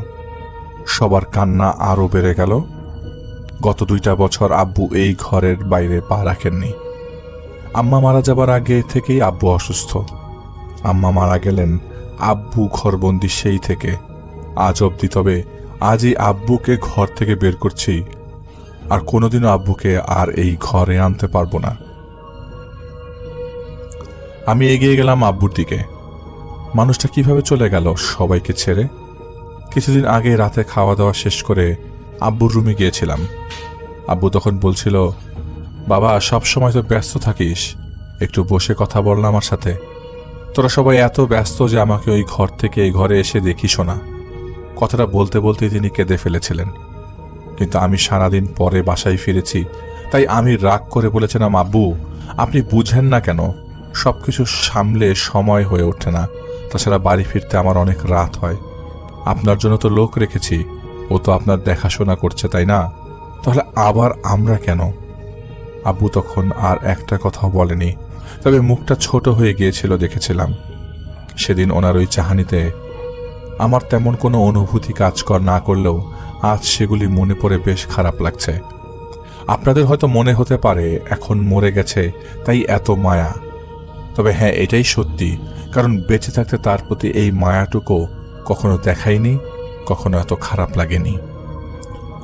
সবাইকে সরিয়ে চাদর পেঁচিয়ে আমি আমার 2 ভাই তারিক আর তন্ময় সাথে গেলাম। দুলাভাই মিলে আব্বুর মৃতদেহটা নিচে নামিয়ে অ্যাম্বুলেন্সে তুললাম। সোজা চলে গেলাম আঞ্জুমান মফিদুল ইসলামে, যেহেতু আমরা কেউই লাশ ধোয়াবার নিয়ম কানুন জানি না, আর তাছাড়া এখানে এরা মৃত গোসল থেকে শুরু করে কাফন পরানো সবকিছুই বেশ যত্ন সহকারে এবং স্বল্প সময়ের মধ্যেই করে। তো আব্বুকে নিয়ে এলাম, এনারা গোসল এবং কাফনের কাজ সম্পন্ন করলো। আমরা আবার অ্যাম্বুলেন্সে করেই রওনা দিলাম আমাদের বাসার উদ্দেশ্যে। বাসার গেটে এসে সবাইকে বললাম গুছিয়ে নিতে, আমরা এখনই গ্রামের বাড়ি রওনা দিব। আব্বুর শেষ ইচ্ছা ছিল তাকে যেন গ্রামে কবর দেওয়া হয়। সবাই রেডি হয়ে আসলো, পেছনে থাকা মাইক্রোবাসে উঠল। আব্বার সাথে অ্যাম্বুলেন্সে বসলাম আমি আর দুলাভাই। আমার বাকি 2 ভাই ভয় পায়, তাই ওরা লাশের সাথে আসেনি। শীতের বিকেল, এমনিতেই অনেকটা দেরি হয়ে গেছে। আমরা রওনা দিলাম সন্ধ্যা 5:58 গাড়িটা ছেড়ে দিল। আমি আব্বুর মাথার কাছে বসে আছি। আব্বু গতবার বলেছিল, বাবা আমাকে একটু গ্রামে নিয়ে যাবি, তোর মায়ের কবরের পাশে গিয়ে একটু নিঃশ্বাস নিব, আমার না এই ঘরে দম বন্ধ লাগে। আব্বুকে সেদিন বলেছিলাম, আব্বু আপনি সব ছেলে মানুষই বাদ দেন তো, এখানে নিঃশ্বাস নেওয়া যায় না কে বলল? আপনি বুঝেন না যে এখানে আপনাকে নিয়ে যাওয়া কত ঝামেলা আর সময়ের ব্যাপার? আব্বু সেদিনও আর কিছু বলেনি। আব্বু কিছু একটা বললেই কেমন যেন আচরণ করতাম, আর আব্বু কেমন যেন চুপ হয়ে যেত, করুণভাবে তাকাতো। হয়তো ভাবতো সে আমাদের ঝামেলা, কিন্তু আজ তো সব ঝামেলা শেষ করে আব্বু চলে যাচ্ছে। তাহলে আমার এত কেন কষ্ট হচ্ছে? বসে বসে এসব ভাবছিলাম আর কষ্ট পাচ্ছিলাম। হঠাৎ করে ড্রাইভার সজোরে একটা ব্রেক করলো। আমি কোনো মতে আব্বুর লাশটা নিচে পড়ে যাওয়া থেকে বাঁচালাম, কিন্তু সিটের উঁচু অংশের সাথে ধাক্কা খেয়ে মাথায় বেশ ব্যথা পেয়েছি। আমার দুলাভাইও সজোরে দরজার সাথে ধাক্কা খেয়েছেন, ওনার হাতের এবং কনুইয়ের বেশ কিছু অংশের চামড়া ছিলে গেল। আমি নিজেকে সামলে ড্রাইভারকে খুব জোরে একটা ঝাড়ি দিয়ে বসলাম। এই বললাম, এভাবে কেউ গাড়ি চালায়? এখনই তো অ্যাক্সিডেন্ট করেছিলেন, নিজে মরতেন, আমাদেরও মারতেন। দুলাভাইও রাগ দেখালো পাশে থাকা অবস্থায়, এবং তার হেল্পার বলছিল, ওস্তাদ কি হয়েছে? কিন্তু ড্রাইভার শুধু বলল, দোয়া পড়েন, কেউ কোনো কথা কইবেন না, জোরে জোরে কালেমা পড়েন। এরপর সে গাড়ি স্টার্ট দিল এবং সজোরে চালাতে থাকলো। আমি আর দুলাভাই কিছু বলতে গিয়ে ওনার চেহারা দেখে কিছু বললাম না, দোয়া পড়তে থাকলাম, কেননা বুঝতে পারছিলাম হয়তো কোনো সমস্যা হয়েছে। যেহেতু লাশের গাড়ির সমস্যা হয় এটা আমরা আগে থেকেই শুনেছি। তাছাড়া ওনার চেহারায় স্পষ্ট ভয়ের এবং আতঙ্কের ছাপ ছিল। আমাদের মাইক্রোবাসে থাকা আত্মীয়রা সবাই আগে চলে গেছিল। গাড়িটা অনেকটা সামনে চলে গেছে এবং আমরাও দেখতে পাচ্ছিলাম না, যেহেতু রাস্তায় বেশ ভালো কুয়াশা ছিল। যেহেতু আমাদের গন্তব্য ছিল ভৈরবের রায়পুরা, তাই আমরা শর্টকাটের জন্য নীলকুঠি নামক একটি রাস্তা আছে, ওইটা ধরে আগাতে থাকি। রাস্তার দুপাশে বেশ নীরব আর জঙ্গলে ভরা, কিন্তু ওই যে তাড়াহুড়া আর আগের গাড়ি আগেই চলে গেছে, তাই এদিক দিয়ে যাওয়া। যারা ওই রাস্তাটা চিনেন তারা বুঝবেন রাস্তাটা কেমন। দিনের বেলাতেই অনেকটা ভুতুরে লাগে, কিন্তু আমরা আসলে কোনো উপায়ন্তর না পেয়েই সেদিক দিয়ে প্রবেশ করেছি। আমাদের গাড়িটা সেই রাস্তায় প্রায় শেষ দিকে চলে এসছে, তখন আবারও গাড়িটা ব্রেক করে বিকট একটা ঝাঁকুনি দিল। ড্রাইভার দেখতে পায় অনেকগুলো শিয়াল হাঁক ছাড়তে ছাড়তে দৌড়ে এসে আমাদের গাড়িটাকে ঘিরে ধরেছে। ড্রাইভার তাড়াহুড়া করে গাড়ির গ্লাসটা লাগিয়ে দিয়ে স্টার্ট দেওয়ার চেষ্টা করছিল, কিন্তু এটা কি মেকানিক্যাল সমস্যা না প্যারানর্মাল তা জানি না, গাড়ি কিন্তু কিছুতেই স্টার্ট নিচ্ছে না। ঘড়িতে তখন রাত 9টা+। এদিকে শিয়ালগুলোর চেঁচামেচি আরো বেড়ে গেছে। হয়তো দু একটা এসে গাড়ি আঁচড়ে দিচ্ছে, ওদের ধারালো নখ দিয়ে আঁচড়ে দিচ্ছে, শব্দ পাচ্ছিলাম আঁচড়ানোর। আমি আব্বুর লাশটা ধরে বসে আছি, দুলাভাই ও আমার গায়ে ঘেঁষে বসে আছে। অজানা আতঙ্কে আমাদের বুক কাঁপছিল। যদিও এই রোডে ভয় ছিল ডাকাতের, কিন্তু আমাদের ভয়টা আজ ডাকাতের না, ভয় হচ্ছে কোনো এক অদৃশ্য শক্তির। তাকে দেখছি না, কিন্তু মনে হচ্ছে কেউ আছে, খুব কাছেই আছে। আমরা মনে মনে আল্লাহকে ডাকছিলাম। মোবাইলটা বের করলাম, কিন্তু অবাক করা বিষয় হলো মোবাইলে কোনো নেটওয়ার্ক নাই। না আমার একার না, গাড়িতে আমরা 4টা মানুষ, 5টা মোবাইল, কিন্তু কারো মোবাইলেই কোনো নেটওয়ার্ক নেই। এটাও কি যান্ত্রিক সমস্যা? কিন্তু একসাথে এতগুলো ফোনের নেটওয়ার্ক থাকবে না, এই ব্যাপারটা আপনার বুকের ধুক ধুক শব্দটা অবশ্যই বাড়িয়ে তুলবে, দিয়ে দিবে একটা অজানা ভয়। আমাদেরও তাই। তবে ড্রাইভার ছেলেটার বয়স কম, কিন্তু বুদ্ধি আছে। সে গাড়ির জানালাটার গ্লাসটা একটু নামিয়ে যতটুক প্রেসার দেয়া যায় গলায়, ঠিক ততটুক দিয়েই জোরে আজান দিতে লাগলো। আমি দেখলাম এক এক করে আজানের সেই শব্দে শেয়ালগুলো কেই কেই করতে করতে ঝোপের দিকে চলে গেল। ড্রাইভার আজান দেওয়া শেষ করার আগেই ইশারায় তার হেল্পারকে আজান দিতে বলল। ড্রাইভারের আজান শেষ হওয়ার সাথে সাথেই আব্বুর লাশটা কেমন একটা নড়ে চড়ে উঠল, খুব আস্তেও না ধীরেও না। আমি ভীষণ ভয় পেয়ে লাশটা ছেড়ে দিয়ে পাশের সিটে বসি। দুলাভাইকে জিজ্ঞেস করলে আমি বলি কিচ্ছু না। এদিকে হেল্পার ছেলেটা আজান দেওয়া শুরু করে। ড্রাইভার বিসমিল্লাহ আল্লাহু আকবার বলে গাড়ি স্টার্ট দিতে গাড়ি স্টার্ট নিয়ে নেয়। গাড়ি স্টার্ট নেয়াতে কি পরিমাণ ভালো লাগছিল আর খুশি লাগছিল সেটা লিখে প্রকাশ করা যাবে না।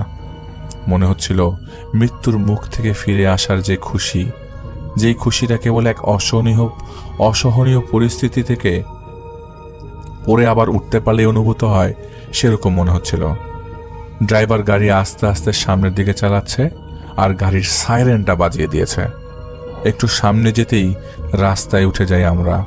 দেখি আশপাশের বাড়ি থেকে কিছু লোক বেরিয়ে এসে তাদের জিজ্ঞাসা করলে তারা পথ দেখিয়ে দিল। দুজন আমাদের সাথেই গাড়িতে উঠে বসে। আমরা প্রায় বাড়ির কাছেই চলে এসেছি। মিনিট 5 পর আমরা বাড়ির সামনে পৌঁছাই। সবাই জিজ্ঞাসা করে কোথায় ছিলাম, কি হয়েছিল। আমি সব বলি সবাইকে। এদিকে আব্বুর কবর খোঁড়া ছিল, তাই সবাই মিলে তাড়াহুড়া করে অল্প সংখ্যক আত্মীয় আর এলাকার মসজিদের ইমাম মিলে নিজেরা আব্বুর জানাজা দেই। শেষবারের মতো আব্বুর মুখটা দেখে নিলাম। এরপর আমাদের বাড়ি থেকে খানিকটা দূরেই আমাদের পারিবারিক কবরস্থানে আব্বুকে দাফন করি। দাফন শেষে সবাই দোয়া পরে বাড়ি ফিরছিলাম। বড় ছেলে হওয়ায় সবাই আমাকে ধরেই নিয়ে আসছিল বাসায়। আসলে আমি খুব ভেঙে পড়েছিলাম। বেঁচে থাকাকালীন যে বাবাকে একটু সময় দিতে পারিনি, আজ সেই বাবাকে ছেড়ে যেতে আমার কলিজা ছিঁড়ে যাচ্ছে। আমি নিজেকে স্থির করতে পারছি না, কিন্তু নিয়ম তো এটাই, ফেলে এসেছে আব্বুকে চিরদিনের জন্য।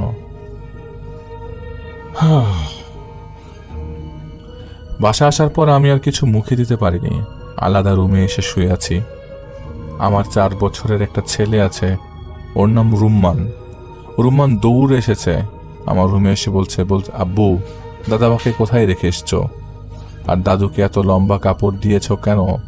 দাদু আজকে আমাকে একবারও ডাকেনি। আম্মু আজ দাদুর কাছে যেতে দেয়নি। সবাই শুধু কান্না করেছে। আমি তো কান্না করিনি আব্বু, দাদু কি রাগ করবে? আমি হা করে ছেলের দিকে তাকিয়ে রইলাম। এরপর বললাম, বাবা, তোমার দাদু ছোট্ট ঘরে আছে, এখন থেকে ওখানেই থাকবে। আর ওই লম্বা পোশাক না পরলে ওই ঘরে থাকা যায় না। দাদু আর তোমাকে ডাকবে না বাবা, বলে জড়িয়ে ধরলাম ছেলেটাকে। রুমান হঠাৎ বলে ওঠে, আমিও বড় হলে দাদুর মতো তোমাকে ছোট ঘরে রেখে আসব। আমি বাকরুদ্ধ হয়ে গেলাম, একদমই বাকরুদ্ধ। আপনাদের কি মনে হবে জানি না, হয়তো মনে হবে এটা কোনো গল্প, কিন্তু না, এটা বাস্তব। আর এই বাস্তবটা আমার জীবনে ঘটা একটা কাহিনী। তবে আমি নিজেও এমন অনেক কাহিনী শুনেছিলাম যে নিজের বাবা মায়ের সাথে বাজে আচরণের ফলে পরবর্তীতে সে নিজেও সন্তান দ্বারা বাজে আচরণ আর লাঞ্ছনা পেয়েছে। কিন্তু আজ নিজের ছোট্ট ছেলের মুখে এই কথা শুনে বাকরুদ্ধ হওয়া ছাড়া আর কোনো উপায় নেই। আমি রুম্মানকে বললাম, ঠিক আছে বাবা, এখন মায়ের কাছে যাও। ও চলে গেল। উকি দিয়ে দেখলাম বাইরে সবাই কথা বলছে। আমি আলোটা বন্ধ করে শুয়ে পড়লাম। জানি ঘুমোবে না, তাই শুয়ে গোপনে কান্না করছিলাম, চোখের উপর হাত রেখে। মিনিট খানেক পর হঠাৎ আমার নাকে আগরবাতির ঘ্রাণ পাই। আমি ভাবলাম হয়তো কেউ জ্বালিয়েছে। ঠিক তখনই আমার মাথার উপর কেউ আলতো করে হাত বুলিয়ে দিল। আমি সাথে সাথে হাত সরিয়ে চোখ মেলে তাকালাম, আলো জ্বালালাম, কিন্তু না, কেউ তো নাই। দরজাটা ভেরানো, কিন্তু আমার এমন কেন লাগছিল, মনে হচ্ছিল আব্বু আমার মাথায় হাত বুলিয়ে দিল। কিন্তু আব্বু আসবো কোত্থেকে? তাকে তো কবর দিয়ে আসলাম একটু আগেই। মনকে শান্ত করলাম, উঠে বাইরে গেলাম, সবার সাথে কথাবার্তা বললাম, ফজরের পরে ঘুমালাম। সে রাতে ড্রাইভারকে আর যেতে দেয়নি, রেখে দিয়েছিলাম। সকালে উঠে দেখি আমার ছোট চাচার বাড়ি থেকে খাবার পাঠিয়েছে। ড্রাইভার ছেলেটাকে ডেকে নাস্তা করে ওর পাওনা মিটিয়ে দিলাম আর জিজ্ঞেস করলাম, সেদিন কি হয়েছিল বলো তো? সে বলল, ওগুলো কিছু না স্যার, বাদ দেন, এমন হয় লাশের গাড়ির সাথে। তবু জোর করলাম। তখন ছেলেটা বলল, প্রথম যখন সে গাড়িটা হঠাৎ ব্রেক করে, তার কারণ ছিল রাস্তার ঠিক বাম পাশে থেকে নাকি একটু বয়স্ক মানুষ হেঁটে আসছিল। আস্তে আস্তে সে একেবারে গাড়ির সামনে চলে আসে এবং ড্রাইভার ব্রেক করতে করতে সে গাড়ির সাথে ধাক্কা খায়। কিন্তু ড্রাইভার যখন ভাবে যে সে নেমে ব্যাপারটা দেখবে, তখন সে তার ডান পাশে থাকা লুকিং গ্লাসে দেখে সেই বয়স্ক লোকটা গাড়ি থেকে অনেকটা পেছনে রাস্তার উপর দাঁড়িয়ে আছে আর হাসছে। তবে হাসিটা স্বাভাবিক না, তাই সে কিছু না বলে গাড়ি চালিয়ে সবাইকে দোয়া পড়তে বলে। আমি তাকে বললাম, সাবধানে যেও। সে বিদায় নিয়ে চলে গেল।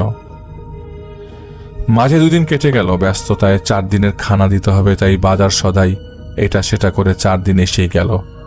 দুপুরে খাওয়ার আয়োজন করেছিলাম, কারণ সন্ধ্যায় সবাই ঢাকা রওনা দিবে। সব আয়োজন সম্পন্ন হবার পর ভাবলাম নিজের গাড়ির সাথে যেহেতু তারপর বাদ মাগরিব সবাই নামাজ পড়ে রওনা দিব। সব গুছগাছ করে আমরা মাগরিবের নামাজ পড়তে আমাদের মসজিদে যাই। নামাজ শেষে কি মনে করে আমি সবাইকে বললাম, আপনার হাঁটেন, আমি আসতেছি। যেহেতু মসজিদের কাছেই আমাদের কবরস্থান, তাই আমি সেখানে গিয়ে আব্বুর কবরটা জিয়ারত করি।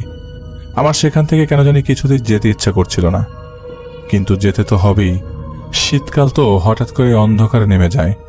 জিয়ারত করতে আসার সময় যেটুকু আলো ছিল, জিয়ারত শেষ হতে হতেই অন্ধকার হয়ে গেছে। আমি আব্বুর উদ্দেশ্যে বললাম, চলে যাচ্ছি, আমাকে ক্ষমা করে দিও পারলে। আমি কবরস্থানের ভেতর থেকে বের হব, ঠিক তখনই কেউ আমাকে আবারও মাথায় হাত বুলিয়ে দিয়ে গেল, যেন আমার গা ঘেঁষে চলে গেল। আমি থ হয়ে দাঁড়িয়ে থাকলাম। আমি আবারও ঘুরে কবরস্থানের ভেতরে গেলাম। আব্বুর কবরের কাছে গিয়ে বললাম, আব্বু তুমি কি আমার মাথায় হাত বুলালে? আমি বাচ্চাদের মতো আব্বু আব্বু বলে কান্নায় ভেঙে পড়লাম। কিন্তু তখনই কেউ আমাকে আব্বুর কবরের সামনে থেকে ঘাড় ধরে একটা আছাড় মারল। আমি ছিটকে পেছনের জমির পাশে যেয়ে পড়লাম। ভয়ে আমার বুকে ব্যথা করছিল, মনে বেশ ব্যথা পেয়েছিলাম। আমি মুখ দিয়ে গোঙানির মতো শব্দ করা ছাড়া আর কিছুই করতে পারিনি। এমন সময় আমার সামনে একটা অবয়ব বলবো নাকি কোন একটা সাপ বলবো আমি জানি না, কিছু একটা দেখলাম। লম্বা আকৃতির কিছু একটা, একেবারেই সাদা সেই আকৃতিটা। আমি মাটিতে পড়ে আছি উপুর হয়ে। সে আমাকে চিৎ করালো এবং খুব জোরে আমার বুকে কিছু একটা দিয়ে আঘাত করলো। আমার মনে আছে আমি ব্যথায় আর আঘাতে বমি করে দিয়েছি। আমি শুধু যতদূর দেখছিলাম, রাস্তার পাশটায় কেউ টর্চের আলো দিচ্ছিল, আর সেই অবয়বটা লাফাতে লাফাতে সামনের দিকে চলে গেল, মিলিয়ে গেল। আমি বুঝতে পারলাম আমার নাক মুখ থেকে তরল কিছু বের হচ্ছে অনবরত। আমি সেখানেই মাটিতে লুটিয়ে পড়ি। খানিক বাদে আমার ভাই এবং গ্রামের মানুষ এসে আমাকে জমির সাইডে পড়ে থাকতে দেখে। বাড়ি নিয়ে যায়। আমার নাক মুখ দিয়ে নাকি রক্ত বের হচ্ছিল, মাথার একটা কোনা কেটে গেছিল। আমি টানা 17 দিন হাসপাতালে থাকার পর সুস্থ হই, কিন্তু আমার সেই রাতের ভয়টা এখনো কাটেনি। আমি সুস্থ হয়ে বাসায় ফিরলে সবাইকে ব্যাপারটা বলি। তারপর আমরা একজন কবিরাজের কাছে যাই। তিনি ভৈরবের লোক, সেখানেই ওনার বাড়ি, কিন্তু ঢাকাতেই থাকেন। তো তার কাছে যাওয়ার পর তিনি আমাকে বলেন খারাপ জিনের নজর পড়েছে, তাই তারা এমন করছে। কিছু ঝাড়ফুঁক এবং তদবির দিলেন, সেগুলো ফলো করে চলতে থাকি। 4-5 দিন পর থেকে আমি আবারও সে অবয়বটা আমার বাসার ছাদে দেখতে পাই। আমি সেদিন বাসাতেই ছিলাম। আব্বুর জন্য মনটা বেশ খারাপ লাগছিল, তাই ছাদে সন্ধ্যার পরে যাই। বসে সিগারেট পান করছিলাম, ধূমপান করছিলাম। পকেট থেকে তখন পাখির ডানা ঝাপটানোর একটা আওয়াজ পেলাম। রেলিংয়ের দিকে তাকিয়ে দেখলাম সে অবয়বটা দাঁড়িয়ে আছে রেলিংয়ে হেলান দিয়ে। আমি থতমত খেয়ে গেলাম। কি করব আমি বুঝতে পারছি না। আমি এখন কাউকে ডাকবো নাকি দৌড় দিব, কিছু কাজ করছে না মাথায়। অবয়বটা ধীরে ধীরে আমার দিকে এগিয়ে এলো। আমি তার আগমন দেখে কাঁপতে কাঁপতে চেয়ার থেকে পড়ে যাচ্ছিলাম। তখনই অবয়বটা আমাকে খপ করে ধরে ফেললো, শূন্যে তুলে ধরে আমাকে কতগুলো থুতু মারলো আর বিড়বিড় করে বলল, পাবি পাবি, তোর উপযুক্ত শাস্তি তুই পাবি, বলে আমাকে রেলিংয়ের সাথে ছুঁড়ে মারল এবং সে ছাদ থেকে এক লাফ দিয়ে নেমে গেল। হয়তো আমি এবার ব্যথায় চিৎকার দিলাম। নিচ থেকে আমার ছোট ভাই দৌড়ে আসলো। আমার মাথা ফেটে গেছিল রেলিংয়ে লেগে। ডাক্তারের কাছে গেলাম, সেলাই লাগলো 3টা। ডাক্তারের কাছ থেকে বাসায় আসার সময় সবেমাত্র গেটে পা রেখেছি, প্রস্রাবের তীব্র গন্ধ আমার নাকে ভেসে আসলো। পাবলিক ওয়াশরুমগুলোতে এই বাজে গন্ধটা পাওয়া যায়। আমি রুম্মানের আম্মুকে বললাম, এই বাজে গন্ধ কোথা থেকে আসে দেখো তো তুমি, রুম্মান কোথাও প্রস্রাব করেছে কিনা। রুম্মানের আম্মু বলে, কই না তো। তখন আমার সাথে থাকা আমার ছোট ভাই বলে, ভাইয়া তোমার শরীর থেকে এই গন্ধটা আসছে। আমি নিজের কাজ চোখে দেখলাম, সত্যিই তো গন্ধটা আমার গায়ে, কিন্তু একটু আগেও তো এটা ছিল না। যাই হোক, আমি কিছু না বলে রুমে গিয়ে মাথা না ভিজিয়ে খুব ভালোভাবে গোসল করলাম। রাতে খাওয়া দাওয়া শেষ করে ঘুমিয়ে পড়লাম, কিন্তু মধ্যরাতে আবার সেই প্রস্রাবের তীব্র গন্ধে আমার ঘুম ভাঙল। আমি উঠে দেখি সামনের দেয়ালে সেই কালো অবয়বটা দাঁড়িয়ে আছে। হয়তো সে হাসছে, কেননা তাকে দেখে তেমনটাই মনে হচ্ছিল। আমি বালিশ নিয়ে মুখ চেপে ধরলাম ভয়ে। আমার স্ত্রী বলে উঠল, রুমানের আব্বু, কি হয়েছে তোমার? আমি মুখ থেকে বালিশটা সরালাম, দেখলাম ঘরের লাইট জ্বালানো, আমার বিছানা ভেজা। রুমানের আম্মু বলে, তুমি কি ভয় পেয়েছো? এভাবে ঘেমে আছো কেন, আর কি করেছো দেখো তো একবার। হ্যাঁ, আমি ভয়ে প্রস্রাব করে ফেলেছি বিছানায়। সেদিনের পর থেকে আমি প্রতি রাতেই বিছানায় প্রস্রাব করে দিতাম। তীব্র গন্ধে জেগে উঠতাম, আর উঠার পর শরীরের কোনো না কোনো অংশ আর নাড়াতে পারতাম না। যেই কবিরাজের কাছেই গিয়েছিলাম, তাকে আবারও সব বলা হয়, কিন্তু সে শুধু টাকাই নিত, বিনিময়ে কোনো কাজ হয়নি আমার। একটা সময় আমি পুরোপুরি অচল হয়ে পড়ি এবং বিছানায় পড়ে যাই। একেবারেই বেডের পেশেন্ট হয়ে গেছিলাম। কত শত ডাক্তার, টেস্ট করিয়েছি, আমার কিছুই ধরা পড়েনি। বিভিন্ন হুজুর কবিরাজ দেখিয়েও কোনো লাভ হয়নি। আমার প্রস্রাবের এতটাই বাজে গন্ধ ছিল যে আমার ঘরে কেউ আসতে চাইতো না। আমার ছোট্ট ছেলেটা আমার কাছে আসতো না। আমাকে আব্বুর ঘরে শিফট করে দেওয়া হয়। প্রতিটা রাতেই সেই অবয়বটা আসতো এবং আমাকে আঘাত করত, কখনো দুর্গন্ধযুক্ত প্রস্রাব নিয়ে, কখনো থুতু যেগুলো আমাকে খাওয়ানো হতো। প্রতিটা রাত কখনো বুকের উপর চেপে বসতো, আবার কখনো এলো পাথারিভাবে বেদ জাতীয় কিছু একটা দিয়ে বেধড়ক মারত। কিন্তু রাতে সেই দাগগুলো শরীরে থাকলেও সকালের আলো ফোটার সাথে সাথেই সেই দাগগুলো একেবারেই মিলিয়ে যেত। তবে ব্যথা ঠিকই থাকতো। দীর্ঘ 6 থেকে 7 মাস আমি সেই ঘরে এই দুর্বিষহ জীবন কাটিয়েছি, আর প্রতিটা মুহূর্তে নিজের সাথে সাথে আব্বুর যন্ত্রণাগুলো উপলব্ধি করেছি। এভাবেই দিন চলছিল আমার। ভেবেছিলাম আমার হয়তো এইভাবেই বেঁচে থাকতে হবে, কিন্তু না। অবশেষে আল্লাহর রহমতে আমার জন্য আসলো আমার অফিসের এক ভাই, তার নাম আলমগীর, যিনি আমাকে বেশ ভালোবাসতেন। তিনি দুবাই গিয়েছিলেন প্রায় বছর খানেক আগে।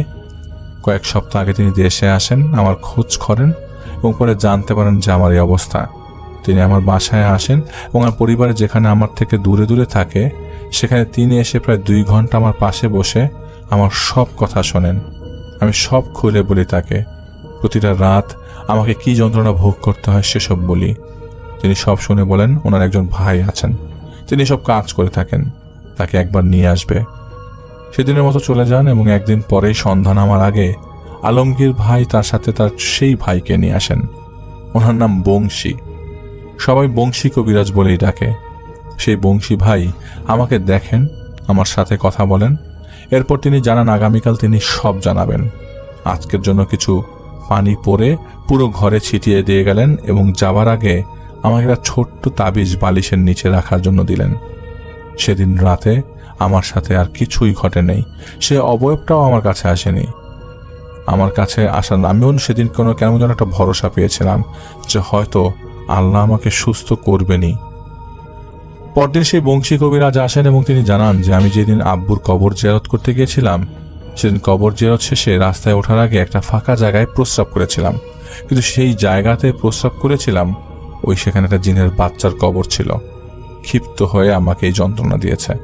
আমি আগেই বলেছি যে আমি ধর্মের ব্যাপারে অনেক উদাসীন ছিলাম, তেমন কিছু জানতামও না। তাই ঢিলা কুলুক ব্যবহার না করার কারণে আমি নাপাকি থাকতাম, আর সেই সুযোগটাই জিনটা কাজে লাগিয়েছে। এখন যেহেতু আমি এই কাজটি ইচ্ছাকৃতভাবে করিনি, তাই সেই জিনের সাথে কথা বলেছেন এবং সেই জিনের সাথে তিনি একটা ডিল করেছেন যে কিছু জিনিসের বিনিময়ে সে আমাকে এইটার আছর থেকে মুক্তি দিবে। তবে আমাকে নিজে সেখানে যেতে হবে, আর এসব তিনি তার জিন মারফত জানতে পেরেছেন। আমার পরিবার সব শুনে রাজি হয়ে যায়। অ্যাম্বুলেন্সে করে আমাকে নিয়ে পরদিন সবাই রওনা হয় গ্রামের উদ্দেশ্যে। পৌঁছানোর পর সন্ধ্যার আগে কবিরাজ, আমি, আমার ছোট ভাই দুলাভাই আমাকে ধরে নিয়ে সেখানে যান। আমি হুইল চেয়ারে বসে সেই স্থানে গিয়ে ক্ষমা চেয়ে আসি এবং সেখানকার একটা গাছের সাথে ওই জিনের ডিমান্ডিং জিনিসগুলো বেঁধে রাখি। কিছু জিনিস ছিল যেগুলো মাটিতে ফেলে আসি। কবিরাজ সাহেবের পর আমাকে সরিয়ে এনে তার কাছে থাকা এক বোতল পানি আমার গায়ে ঢেলে দেন। পানিটা গায়ে ঢালার পর থেকে আমার কাছে মনে হচ্ছিল আমার শরীর থেকে গরম ভাপ বেরোচ্ছে, মনে হচ্ছে আমি স্টিম বাথ নিচ্ছি। আমরা সবাই বাড়ির দিকে ফিরে আসি।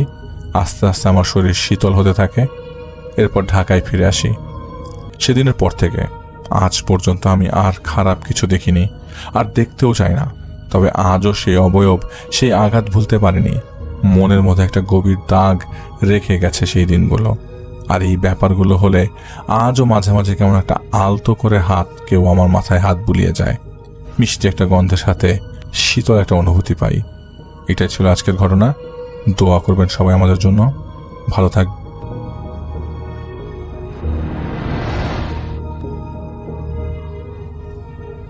প্রিয় লিসেনার্স, এবারের ঘটনাটি আমরা যার কাছ থেকে পেয়েছি উনি একজন রেমিটেন্স যোদ্ধা ভাই।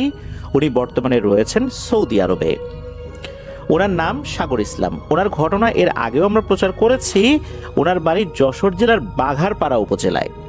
সঙ্গত কারণে ওনার গ্রামের নামটি উনি প্রকাশ করতে চান নাই, এই কারণে আমরা বলতে পারছি না। তো এই ঘটনার একটি গুরুত্বপূর্ণ অংশ ওনার নিজের সাথেও ঘটেছিল, আর অপর অংশটি ঘটেছিল ওনার আপন ভাইয়ের সাথে। চলুন ঘটনায় চলে যাই। ঘটনাটি ঘটেছিল 2007 কি 8 সালের দিকে। এক্সাক্ট সালটা উনি মনে করতে পারেন নাই। ওই সময় উনি ক্লাস 5-এ পড়েন।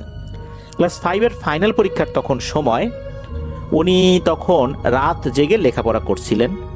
ওনাদের যে বাড়িটা, এই বাড়িটার পাশ দিয়েই রাস্তা চলে গেছে। ওই সময় কিন্তু ওই রাস্তাটায় ইটের সলিং ছিল, অর্থাৎ ইটের রাস্তা। ইটের রাস্তায় যখন কোনো গাড়ি চলাচল করে, ভ্যান, রিক্সা বা অন্য কোনো যানবাহন, তখন কিন্তু এক ধরনের শব্দ হয়। বিশেষ করে ভ্যান চললে এক ধরনের শব্দ হয়, খটখট খটখট শব্দ হয়। তো উনি রাতের বেলা যখন ওই নিজের ঘরে বসে লেখাপড়া করতেন, তখন ওই রাস্তা দিয়ে কোনো যানবাহন গেলে কিন্তু ওইটা শব্দ শুনে বুঝতে পারতেন কী ধরনের যানবাহন যাচ্ছে। বিশেষ করে রাত বেশি হয়ে গেলে ওই রাস্তায় কোনো যানবাহন চলাচল করতো না বললেই চলে, খুব রেয়ার কিছু চলতো আর কি। উনি রাতে লেখাপড়া করছেন, তো ওনার রুমে উনি একাই ওই সময় থাকতেন, আর ওনার যে ভাই আছে সে আর এক রুমে ঘুমাতো। উনি তো লেখাপড়া করছেন ওনার মতো করে। রাত আনুমানিক তখন 12টা, 12:15 মতো বাজে। হঠাৎ করে ওনার কাছে মনে হলো খুবই দ্রুত গতিতে রাস্তার উপর দিয়ে কোনো যানবাহন সাঁ করে চলে গেল, এবং এটার একটা ভয়ঙ্কর শব্দও হয়েছে। আর এত গতিতে গিয়েছে মনে হচ্ছে বিমান জাতীয় কোনো জিনিস চলে গেছে। এরকম জোরে তো এই ইটের সলিং করা রাস্তা, আর রাস্তার বিভিন্ন জায়গায় একটু ভাঙাচোরাও আছে, এত দ্রুত গতিতে তো এখান দিয়ে কোনো যানবাহন চলে যেতে পারবে না। যদি ভালো মানের কোনো গাড়ি, জিপ গাড়ি বা প্রাইভেট কার বা এই টাইপের গাড়ির কথা আমরা চিন্তা করি, সেগুলো কিন্তু এই রাস্তাগুলোতে রয়েস হয়ে চলে, নাহলে কিন্তু গাড়ির ক্ষতি হবে। তাহলে এত দ্রুত এই রাস্তা দিয়ে গেলটা কি? উনি তখন সাথে সাথে ঘর থেকে বাইরে বের হয়েছেন। কি গেল? উনি আসলে বের হয়েছেন এই কারণে যে উনি দেখবেন কি গেল। কারণ হচ্ছে উনি তো এক দৌড়ে রাস্তায় চলে আসছেন, আর যেই জিনিসটা গেল রাস্তা তো সোজা, উনি তাকানোর পরও কিন্তু দেখতে পারবেন অনেক দূর পর্যন্ত যে এটা আসলে কি। তো উনি দৌড় দিয়ে ঘরের বাইরে বের হয়ে আসছেন, এসে দেখেন যে কিছুই দেখা যায় না। ওই সময় আবার আর একজন ব্যক্তিকে উনি দেখতে পান। উনি আবার তার চাচা হন আর কি, এই যে সাগর ইসলাম ভাইয়ের চাচা হন। তো ওই চাচা বলতেছেন, কি রে সাগর নাকি? তখন সাগর ইসলাম ভাই বলছে, হ্যাঁ চাচা। তখন ওই চাচা বলছে, কি গেল রে? আমি তো এটা দেখার জন্য আসলাম, এত জোরে শব্দ হইলো, আমি তো শব্দ পাইলাম।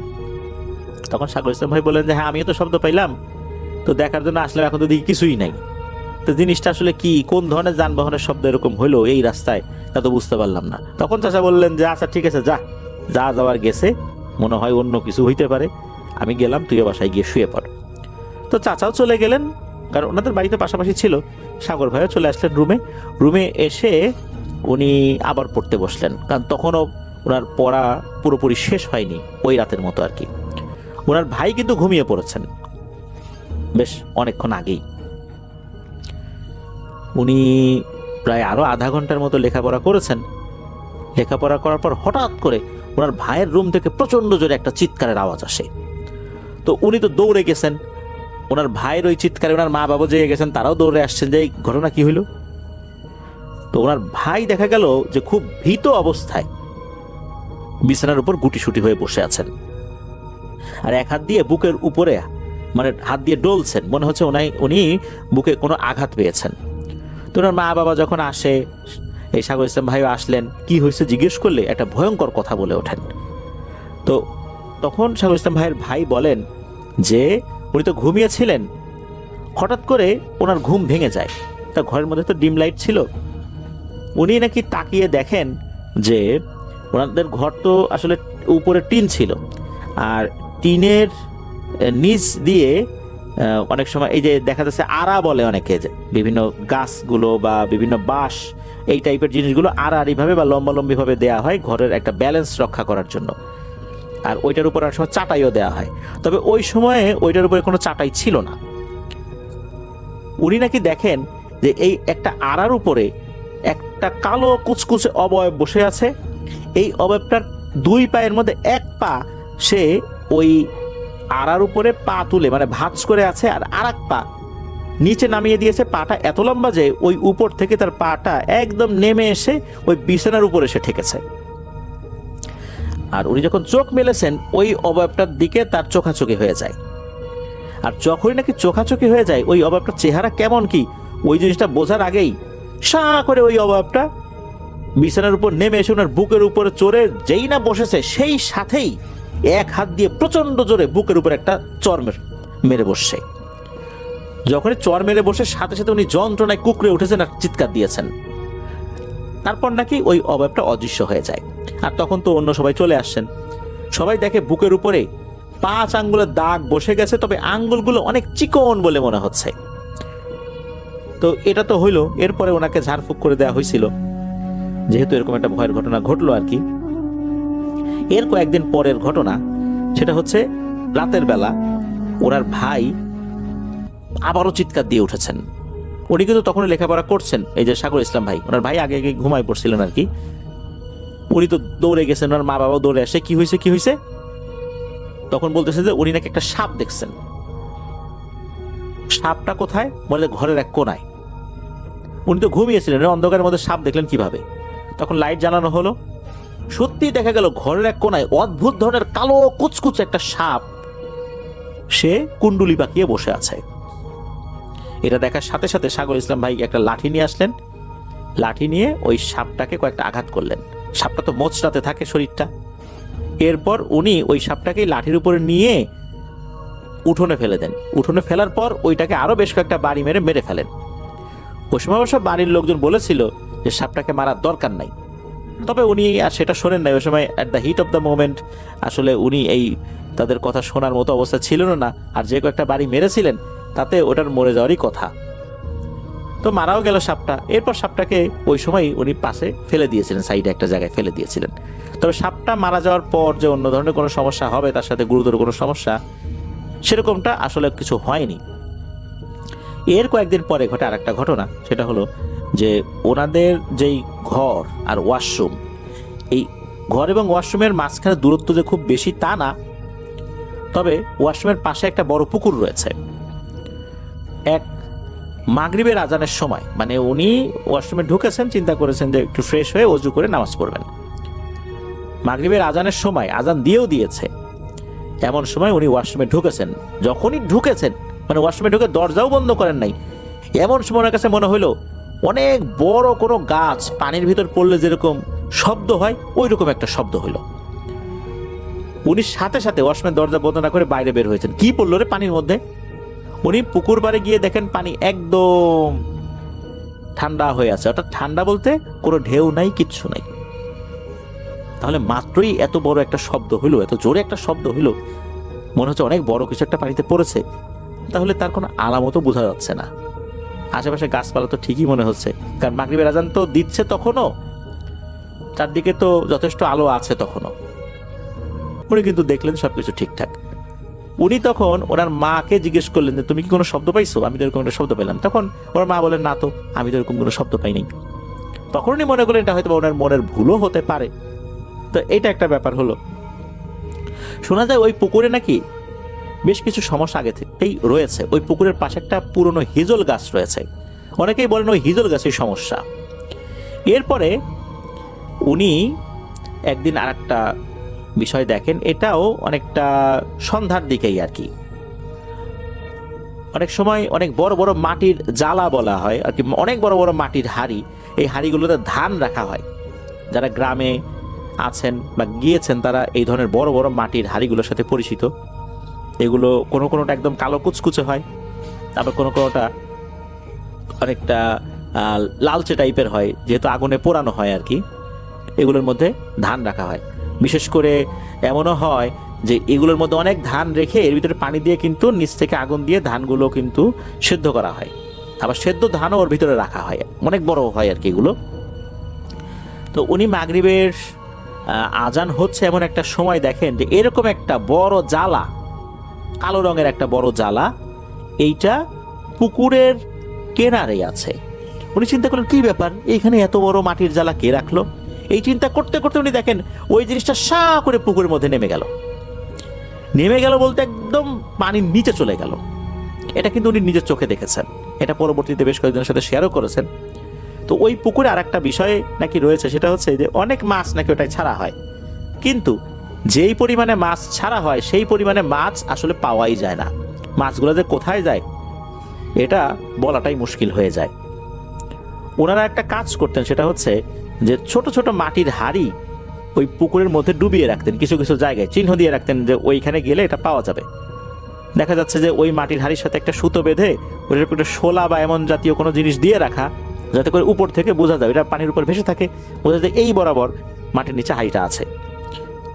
মাগুর মাছ, শোল মাছ বা শিং মাছ নাকি এগুলোর মধ্যে ঢুকে থাকতো, গর্ত মনে করে ওর ভিতরে ঢুকে যেত। ওনারা আবার ডুব দিয়ে ওই হাঁড়িটা তুলতেন, বেশ মাছ পেতেন আর কি। এমনিতে তো মাছ পাওয়াটা খুব দুষ্কর হয়ে যেত ওই পুকুরে। এইভাবে ওনারা একটা কৌশল অবলম্বন করতেন, যার কারণে মোটামুটি মাছ পেতেন। একবার হলো কি, মাছ ধরার জন্য এই যে সাগর ইসলাম ভাই, ওনার ভাই, তারপর ওনার আরো বেশ কিছু আত্মীয় স্বজনরা মিলে পুকুরে নামছেন। তো ওনাদের এক আত্মীয় পুকুরে নেমে নেমে ওই হাঁড়িগুলো তুলছেন, ডুব দিয়ে হাঁড়ি তুলছেন। একটা সময় হলো কি, উনি মানে হঠাৎ করে পানির উপর ভেসে উঠে তাড়াতাড়ি সাঁতার কেটে উপর দিকে চলে আসছেন এবং খুব হাঁপাচ্ছেন, মনে হচ্ছে খুব ভয় পাইছেন। তখন ওনাকে জিজ্ঞেস করা হলো যে কি ব্যাপার, কি হয়েছে। তখন উনি একটা ভয়ঙ্কর তথ্য দিলেন, সেটা হলো উনি এভাবে ওই যে হাঁড়ি তুলতে গেছেন, তো একটা জায়গায় হাঁড়ি আছে এটা উনি শনাক্ত করেছিলেন। যখন ওইখানে নেমেছেন, ওই হাঁড়িটা ধরতে গিয়ে মনে হলো পাশে আর একটা বড় হাঁড়ি আছে, মনে হচ্ছে এটা বেশ মানে পিছলা টাইপের জিনিস। ওইটা মনে হলো বেশ বড় সাইজ। যখনই নাকি ওইটা উনি ধরেছেন হাত দিয়ে, তখনই প্রচন্ড জোরে ওই কারেন্টের শক খাওয়ার মতো একটা শক খান, আর ওই হাঁড়িটা মনে হলো ছুটে কোনো জায়গা যেন চলে গেল।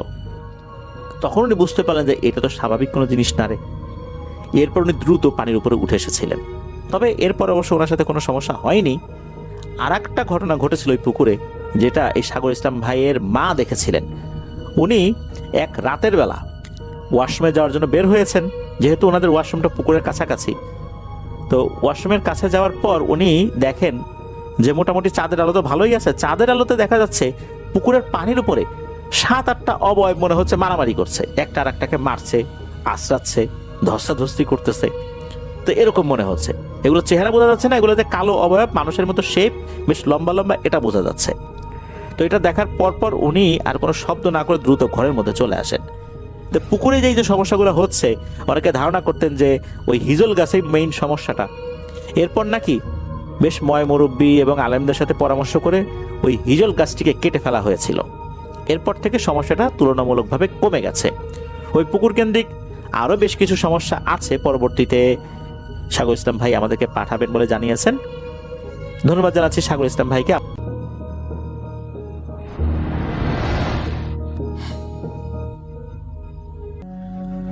আসসালামু আলাইকুম রাসেল ভাই, আশা করছি আপনি ভালো আছেন। আমি জানি আপনি সবসময় ভালোর দলেই থাকেন। তো রাসেল ভাই, আজকে আমি যে ঘটনাটি শেয়ার করতে যাচ্ছি, এই ঘটনাটি অনেক ভয়ঙ্কর। আমার নাম মোহাম্মদ আরিফ আহমেদ। আমি আজকের ঘটনাটি বলছি লালমনিরহাট থেকে। তো রাসেল ভাই, আজকের যে ঘটনাটি আমার কাছে এসেছে, এই ঘটনাটি পাঠিয়েছে রংপুর থেকে এক ভাইয়া, নাম তার রহমান। তো রহমান ভাইয়া আমাকে যেভাবে ঘটনাটি বলেছে, আমি ঠিক সেভাবেই ঘটনায় চলে যাচ্ছি। রহমান ভাইয়া তখন ঢাকায় থাকতেন কোনো একটা ইমার্জেন্সির কারণে, এবং সে সময়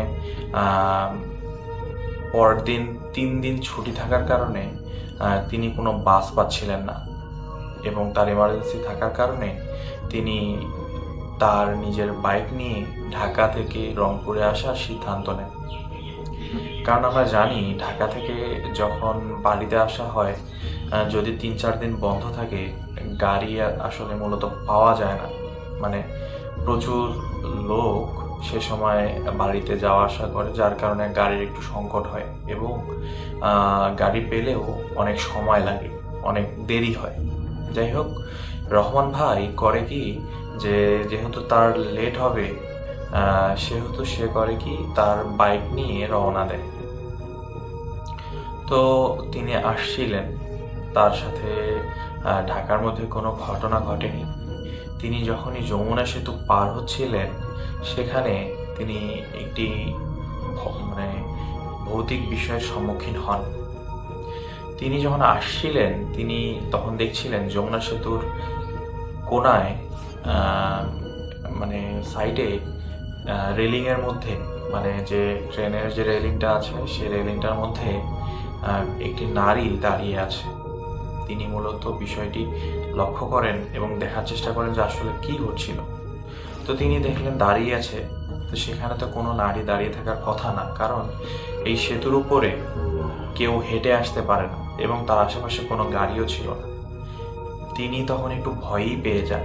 তিনি বলেন যে না, এটা কোনোভাবেই সম্ভব না, হয়তো এখানে অন্য কিছু ঘটনা। তো তিনি সেখানে করেন কি, লেট করেন না, তিনি সেখান থেকে টান দিয়ে চলে আসেন এবং যমুনা সেতু পার হয়ে যান। এবং তিনি অনেকক্ষণ গাড়ি চালানোর পর তার সেই ঘটনাটি মনে পড়ে এবং তিনি সামনে একখানে ব্রেক দেন, এক চায়ের দোকানে। তো তিনি ব্রেক দিয়ে, তার একটু স্বভাব ছিল তিনি সিগারেট খেতেন, তিনি চায়ের দোকানে নেমে সিগারেট এবং চা খাচ্ছিলেন আর তখনকার ঘটনাটি ভাবছিলেন। ঠিক তিনি যখন সেখানে খাচ্ছিলেন, তখন একটি মুষলধারে বৃষ্টি আসে এবং তিনি দোকানের ভিতরে ঢোকেন। তাই তিনি যে দোকানে ব্রেক করেছিলেন, সেই দোকানে কোনো মানুষ ছিল না, শুধুমাত্র দোকানদার ছিল। তো তিনি সেখানে ব্রেক দিয়ে চা খাচ্ছিলেন। সে সময় মুষলধারে বৃষ্টি আসার কারণে তিনি বিষয়টি ভালোভাবে নেননি, যার কারণে তিনি সেখানে এক সাইডে বসে সিগারেট খাচ্ছিলেন আর দেখছিলেন যে রাস্তা দিয়ে অনেক মালবাহী গাড়ি এবং বাস যাওয়া আসা করছে। তো তিনি এটি অতটি ভয় পাননি, কিন্তু এখানে একটি ভৌতিক ঘটনা ঘটে। তিনি যখন চা খাচ্ছিলেন, চা খাওয়ার শেষে এক পর্যায়ে তিনি দেখেন দোকানদার যে দোকানের মধ্যে বসেছিল, হঠাৎ করে সেই দোকানদারটি দোকানের মধ্যে নেই এবং যদি দোকানদার বেরো হয়, দেখা যাবে যে দোকানটি এমন পরিস্থিতি তার সামনে দিয়েই বের হতে হবে। তো হঠাৎ করেই তিনি দেখেন দোকানদার দোকানের মধ্যে নেই, তিনি হঠাৎ উধাও হয়ে গেলেন চোখের পলকে। দোকানদার যে তার সামনে দিয়ে যাবে সেটাও তিনি বুঝতে পারেননি। যাই হোক, পরবর্তীতে তিনি সেখানে আর দেরি করেন না, তিনি বৃষ্টির মধ্যেই তার গাড়ি নিয়ে রওনা দেন দোকানের মধ্যে বাকি টাকা বুঝিয়ে দিয়ে। যেহেতু দোকানদার সেখানে ছিল না, সেখানে বাকি টাকা বুঝিয়ে দিয়ে চলে এসেছেন দোকানের মধ্যে। ওই অবস্থায়, কেউ না থাকা অবস্থায় ওখানে দিয়ে চলে এসেছেন। যাই হোক, তিনি যখন বগুড়ার কাছাকাছি আসেন, তো সেখানে একটি ফাঁকা জায়গা আছে ব্রিজের উপর।